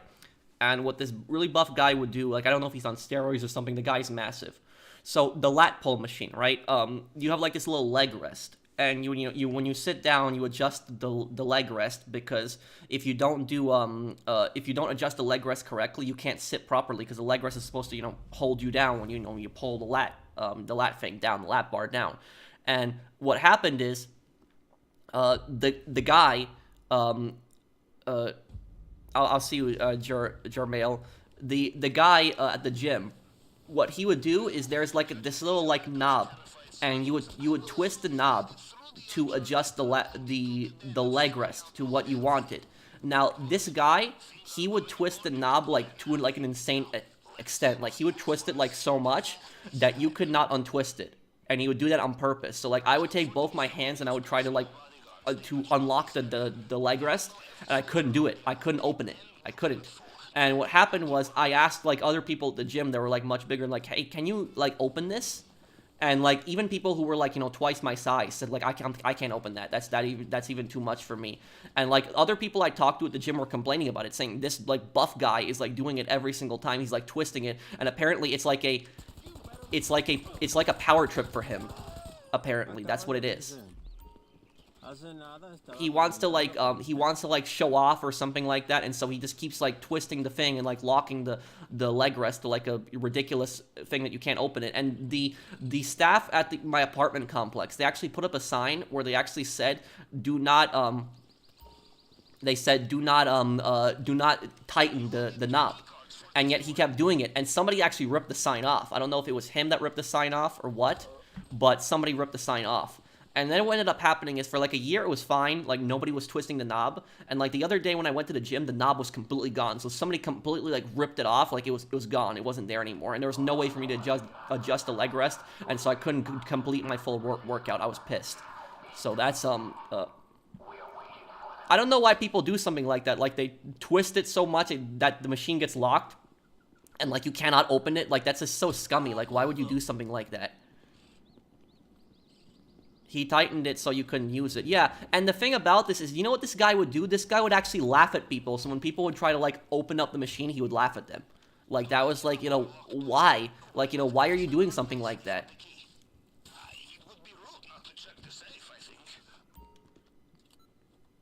Hang on, Lloyd, I'll be down there in a moment.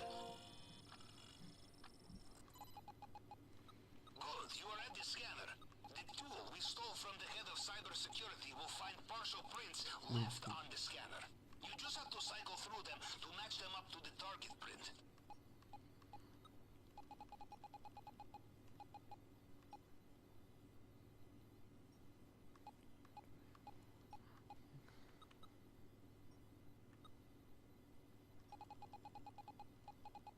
One, two, three. 1, 2, 3, 4. There we go.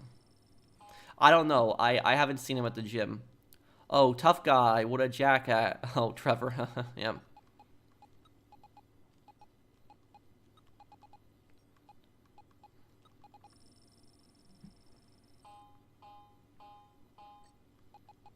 But, like, can somebody explain to me, like, why that guy would, like, over-tighten the knob so much that, like, nobody could use the machine but him? I don't get that. Like, he's not even working out on it, but, like, when he's done, he just does it. So, like, nobody can use the machine. It honestly pissed me off.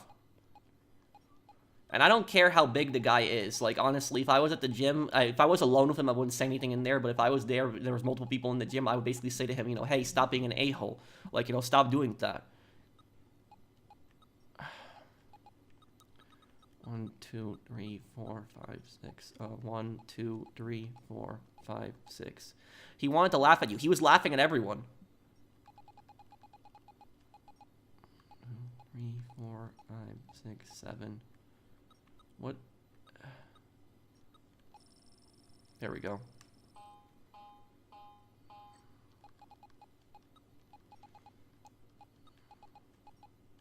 3.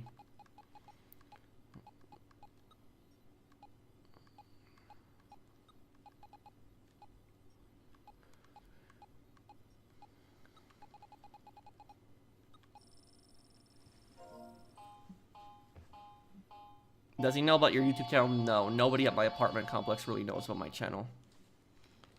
Okay. Excellent. Now get into the elevator. Next stop, the vault. Okay, let's go get that gold, because then the guard patterns are going to change, and it's going to get annoying. Timing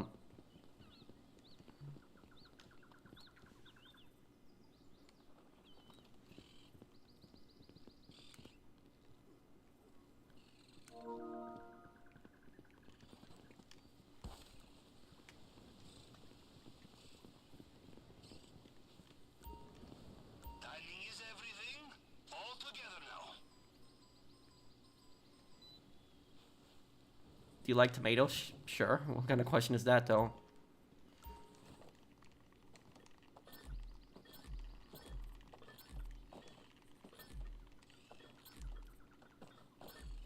Are you from New Jersey? No, I'm from New York.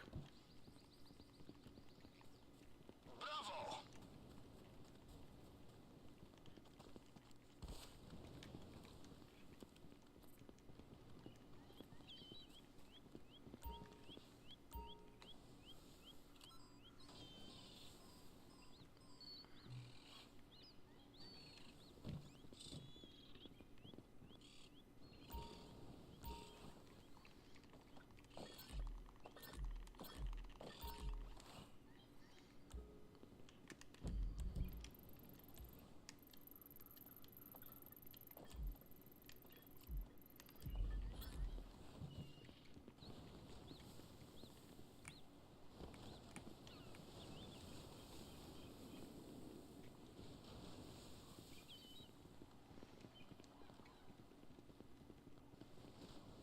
Do not get distracted by the view. If you fall, I did not break hose to wash you off the rocks.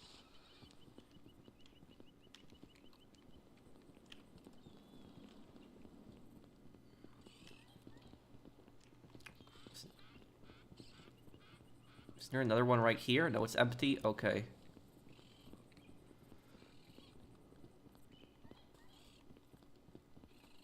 La la la, everything fucking cool.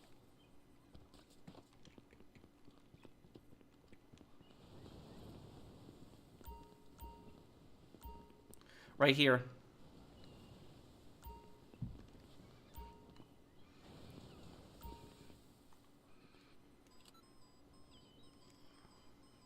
Is this the heist? Yes, it's a Cayo Perico heist. Just cash in a painting. Okay.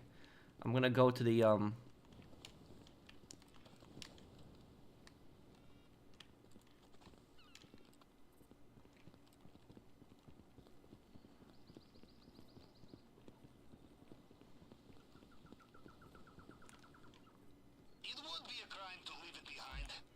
Some people at the gym, mostly female, will be recording and accusing men of being a creep. It's a really man.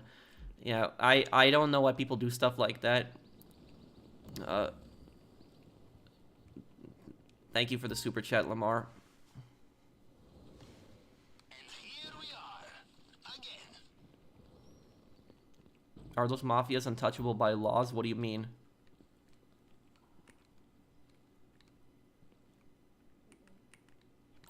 There's nothing in here? Okay.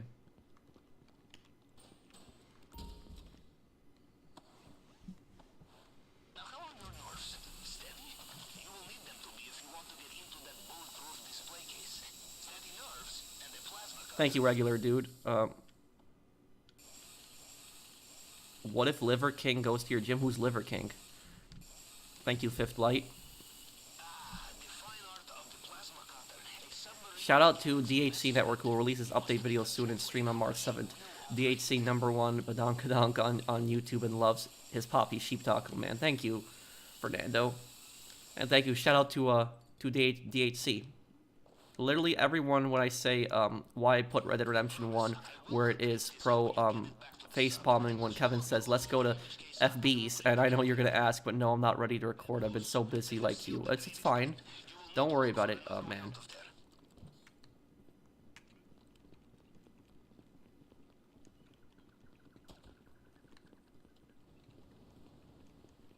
Let's get out of here, because they're going to find the bodies in a moment. Extra guards just arrived. Be careful.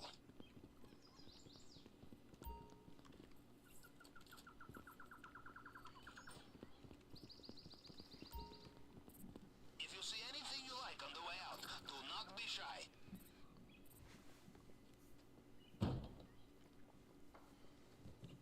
Let's try to leave another way. Or you can leave how you want, Lloyd. I'm going to see if I can leave by plane. Because I've been trying different approaches to get out the island. Alright, go get you a fun bag and chicken bazoomas, mate. Thank you, man. Well done. The compound is done. The only thing left to do is escape. I'm gonna go for the submarine. That's how I'm gonna get out. So, the sub is not where you left it. New coordinates should be on your GPS now.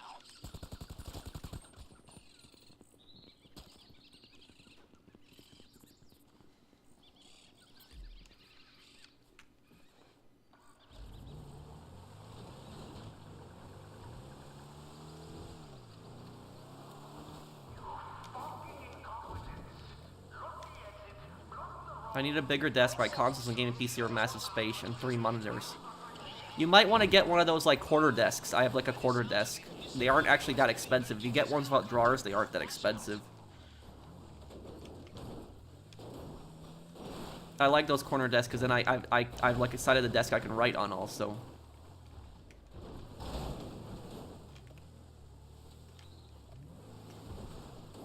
Cayo Perico is concrete bushes. That's what this island has. Concrete bushes.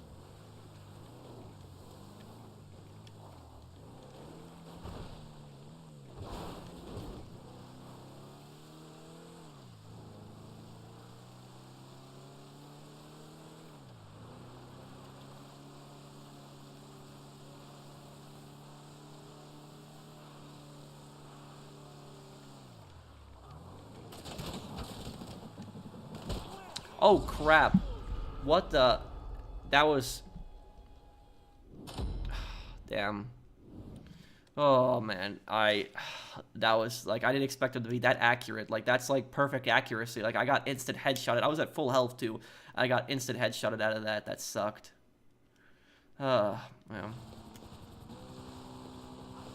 Mark, you might as well just restart. Let them just kill you. Just restart it.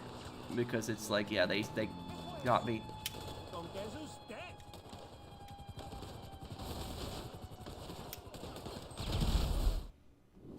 Hey, pro, let's go bowling. Thank you, Nikki. I wish GTA 5 had bowling. Hey, pro, just finished your Saints Row 1 and 2 series. Thank you, Arjit Singh. I hope you liked it. Thank you, Sensitivity. Hi, pro, sorry for missing your stream. How are you? It's fine, Krillin. You can watch my streams whenever you want, man. Beware of the concrete bushes. I know, man. I know. Those bushes.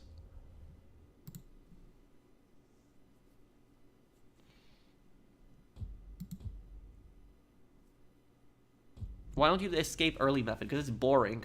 Like, I've got so bored of, like, trying to escape on, like, the, And they still have no idea what's hit them. We are almost home. Just get out of there. I've gotten so bored of just, like, doing the regular escape where you just swim out. I've been trying to, like, you know, do other...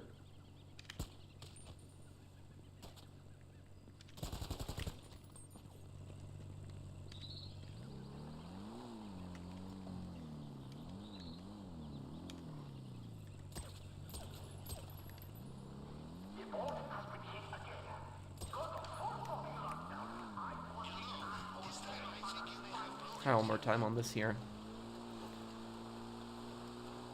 Warning. Looks like Mr. Rubio is getting back in his helicopter, just like last time. Well, judging from their comms, it sounds like Mr. Rubio is reaching for his helicopter again.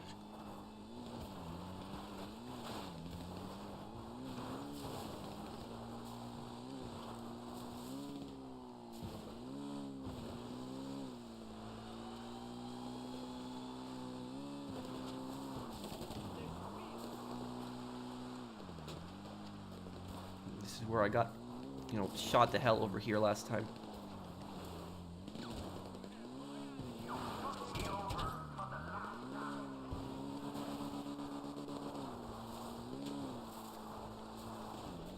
Oh, crap. So I hate these bushes on this island so much. They have their attack boats mobilized along the coast.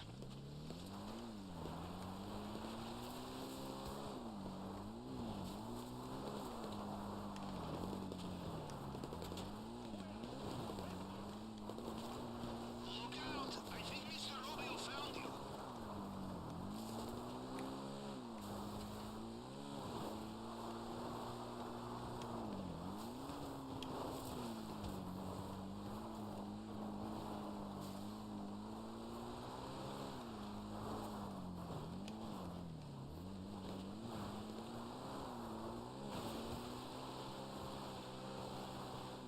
Look, I escaped through the submarine, something almost no one ever does.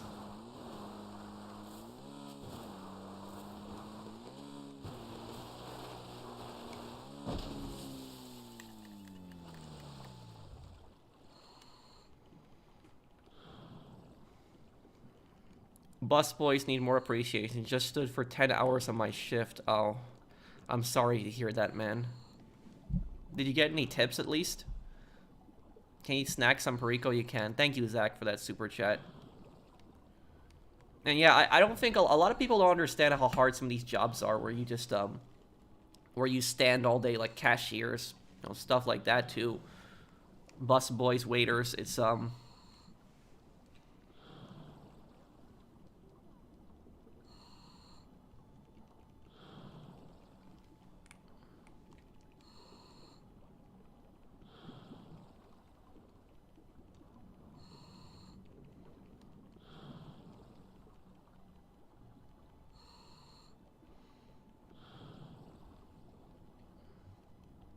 Okay, everyone has an exit. Now we regroup and head back north.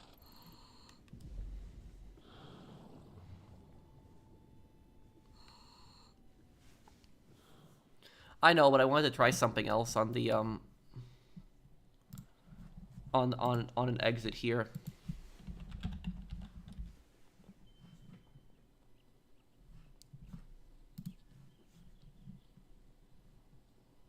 Great tips tonight. Well, that's good then, at least, Zach. Have I played any MMO? I have played 2 MMOs. I played Star Wars: The Old Republic, and I played what was the other game I played? Elder Scrolls Online. What was the most brutal kill in Manhunt you got? The saw kill on the head, like cutting the head in half. Would you ever stand yourself if you have a wise guy accent? What do you mean stand yourself? What does that mean?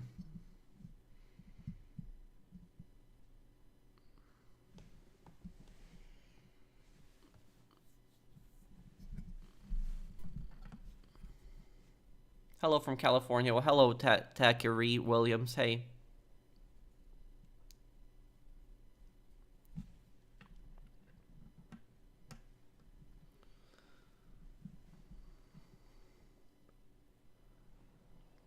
The machete, yeah, that one's kind of brutal too.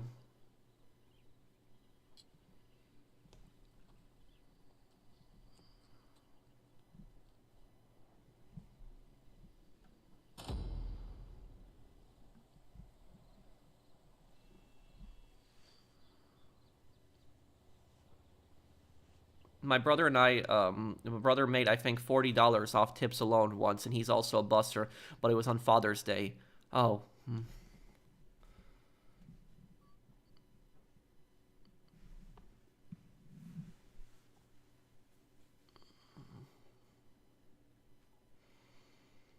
You know, surprisingly, the plastic bag kill is actually one of the most brutal kills. It's actually, it's one of the most brutal kills. It's actually not bloody. That's the thing about that. It's such a brutal kill, but it's actually not that bloody.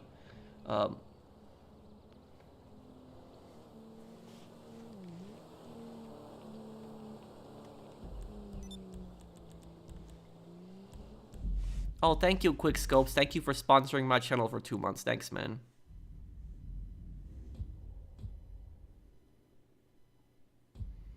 How did Central European monarchs react when they got word that the terrifying Mongol Empire had arrived in Eastern Europe? Well, they sent like soldiers to those kingdoms to help. Like I know France sent volunteers to help Poland, but but the Mongolians didn't get past Poland though. I know that. Say, hey, I'm walking here for the Italian accent. Hey, I'm walking here. But it's not it's not really an Italian accent, it's more a New Yorker accent. Hey, I'm walking here.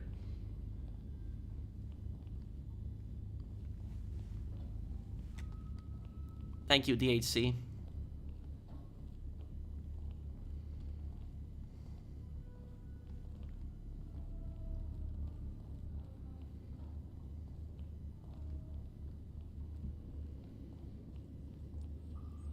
Can you friend me on PlayStation? What's your PSN own, Titan? Can you tell me?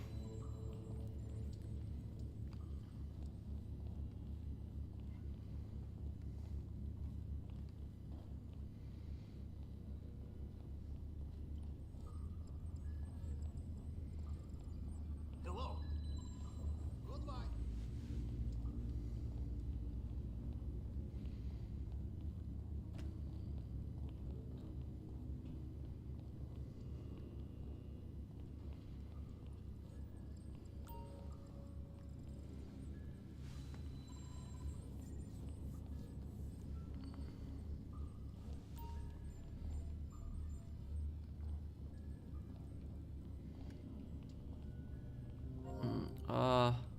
Oh, own Titan 203, okay.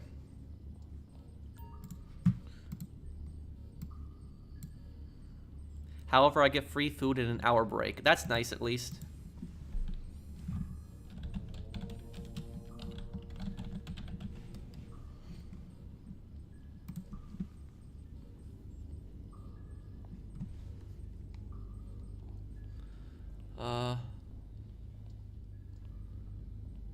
I have something for Memorial's Day and Veterans Day. Can you give me advice on how to upload videos from Xbox to YouTube?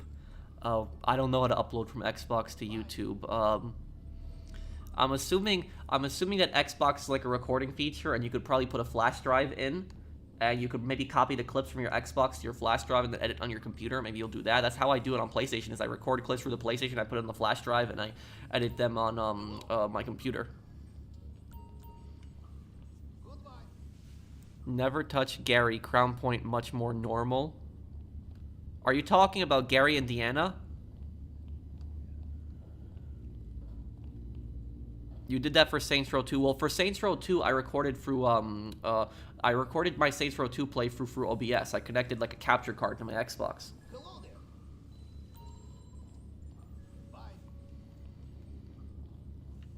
Bye. I'm a little late, but I made it to the stream. Hi, Pro and everyone. Hello, Stealthy Orange. Hey, man.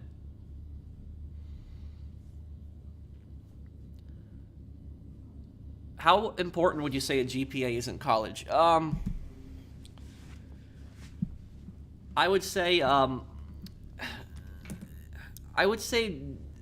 good GPA is always better, but I would put it on the more important point, which is that I would say that college itself isn't really that necessary. It depends on what you want to do. If you want to like take a specific job like a lawyer or a doctor, you need college. But there's a lot of careers that you can go into that you don't need college. The problem with society, I would say, is that society has basically created this stereotype that if you don't go to college that you're gonna be like a failure and that you're gonna never make any good money and stuff like that. That's just not true. But it really depends on what you want to do with your life, because if you're smart with your money and you invest correctly, you could become rich and successful without even going to college. So there's plenty of other things. You can open a business without going to college. I mean, you could become a plumber going to like trade school. Plumbers make good money. Like, there's a lot of career opportunities for you that you don't necessarily need college for. So make sure, if you want to go to college, make sure that you personally yourself want to go to college, and you're not going to college to please somebody or make somebody happy. Pro, do you think it's a myth if you put your PS5 vertically, they say can leak on the motherboard? I actually did a video on that. Look it up. I did a video on that like a year and a half ago. But it's from what I've seen, not really completely true. It's a very, very rare instance of it happening. But hey Pro, next Sunday I plan on streaming GTA Online with a collaboration with you. Are you down? You can link it to your chat if you want. Sure, Nikki. How do you want to get in contact with me? Oh, you mean you'll just join me on GTA? Okay, yeah, I was a bit confused. I'm sorry. You'll just join me through the stream here. But yeah, we could play together, Nikki. Yeah, I could play the Batman games one day. Your Daniel Lamb cosplay is one of my favorites, and the scar makes it so good. Thank you, Blood Tana. Thank you, man. I live near Gary, just no, don't go. I know what you're talking about, Gary, Indiana.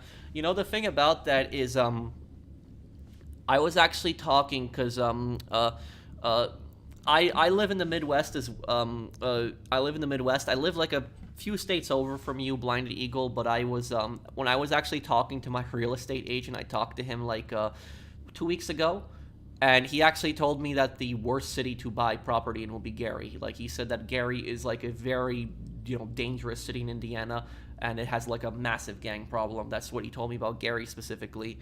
Yeah, there's people that think Gary is also Carcer City. That's what people think, but Carcer City is probably Detroit. That's what Carcer City probably is. It's Detroit and GTA. I went to university. I made over $20,000. Well, what do you mean you made over $20,000? Like your job pays you $20,000 a year? Like, I used to live in Gary. First schools I went to that had police officers stationed at the school with metal detectors at every entrance. Ooh. My friend's high school in New York had that too, but I didn't end up going to that high school. I ended up moving to Long Island.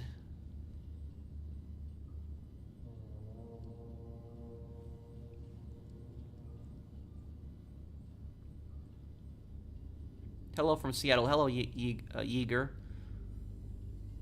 What is Cottonmouth in Manhunt 2 in real life? New Orleans, probably.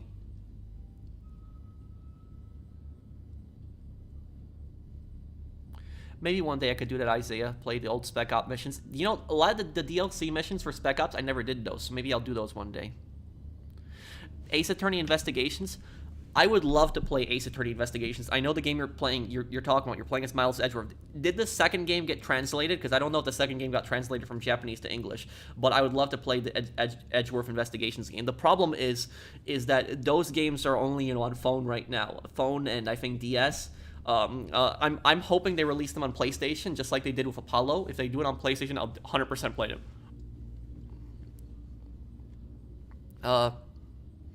I plan to do a pre-stream before your stream next Sunday. Will you use your chat for party? We'll set up the new Cluckin Bell Raid on that stream. Oh, okay, Fernando. Okay, man. Can I please play the Souls games? You like Dark Souls? Maybe one day I could play those games. There is an Ace Attorney's Investigations fan translation. How does that work?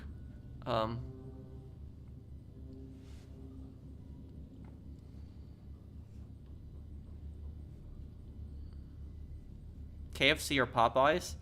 I haven't really had either one in a long time, but I will tell you this. When I have chicken, I hate bone chicken. I just never liked it. I like tenders. Like, I like tenders and chicken nuggets. I like any chicken that doesn't have bones in it. That's just basically it. I don't like bone chicken. I always reference a professional's law video on Sweet and got a B for my assignment in university. And yes, I work for law enforcement. I reference a professional's law video on Sweet. Wait, in one of your projects you used my lore video? Wait, what? I'm confused.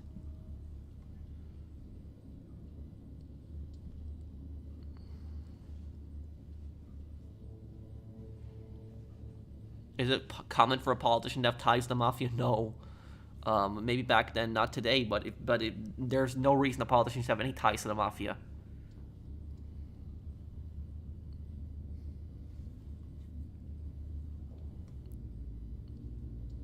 Hey Pro, I love how in Spider-Man 2 in Times Square it references a crisis from the first game. Talk about attention to detail. I gotta check out Times Square in Spider-Man 2. I'm curious a lot of the infrastructure, if they got it right in New York in that game.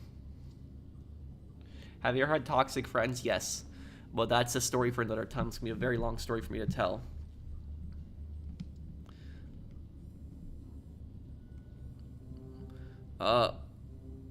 Do you think that Jimmy is going to mention Michael during the Cluckin Bell Farm Raid?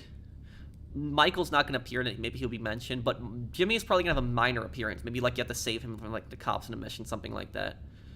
But I guess I'll be going here, guys. Yeah, it was excitement on drug addiction, so I spoke about Grand Theft Auto San Andreas and referenced you. Oh, okay. Have I been working out? I worked out a couple days ago. Maybe I'll go tonight or tomorrow, but yeah, I should start working out again. But I guess I'll be going here, guys. Thank you guys for watching the stream. So I guess we'll be stealing KFC chickens in a new update. Yep. Thank you for the super chat. My online tutor keeps pressuring me about college, even though I'm 14. This is what you tell your tutor. You tell your tutor, I'm 14 years old, and I don't know what I'm gonna do with my life yet. Stop pressuring me for college. You just tell them that. That's it. Is that if you want to go to college when you're older, great, that's your choice. But if you don't want to go to college, it's also great, but it's your choice. Somebody should not be pressuring you to do it. It should be your choice whether you want to do it or not.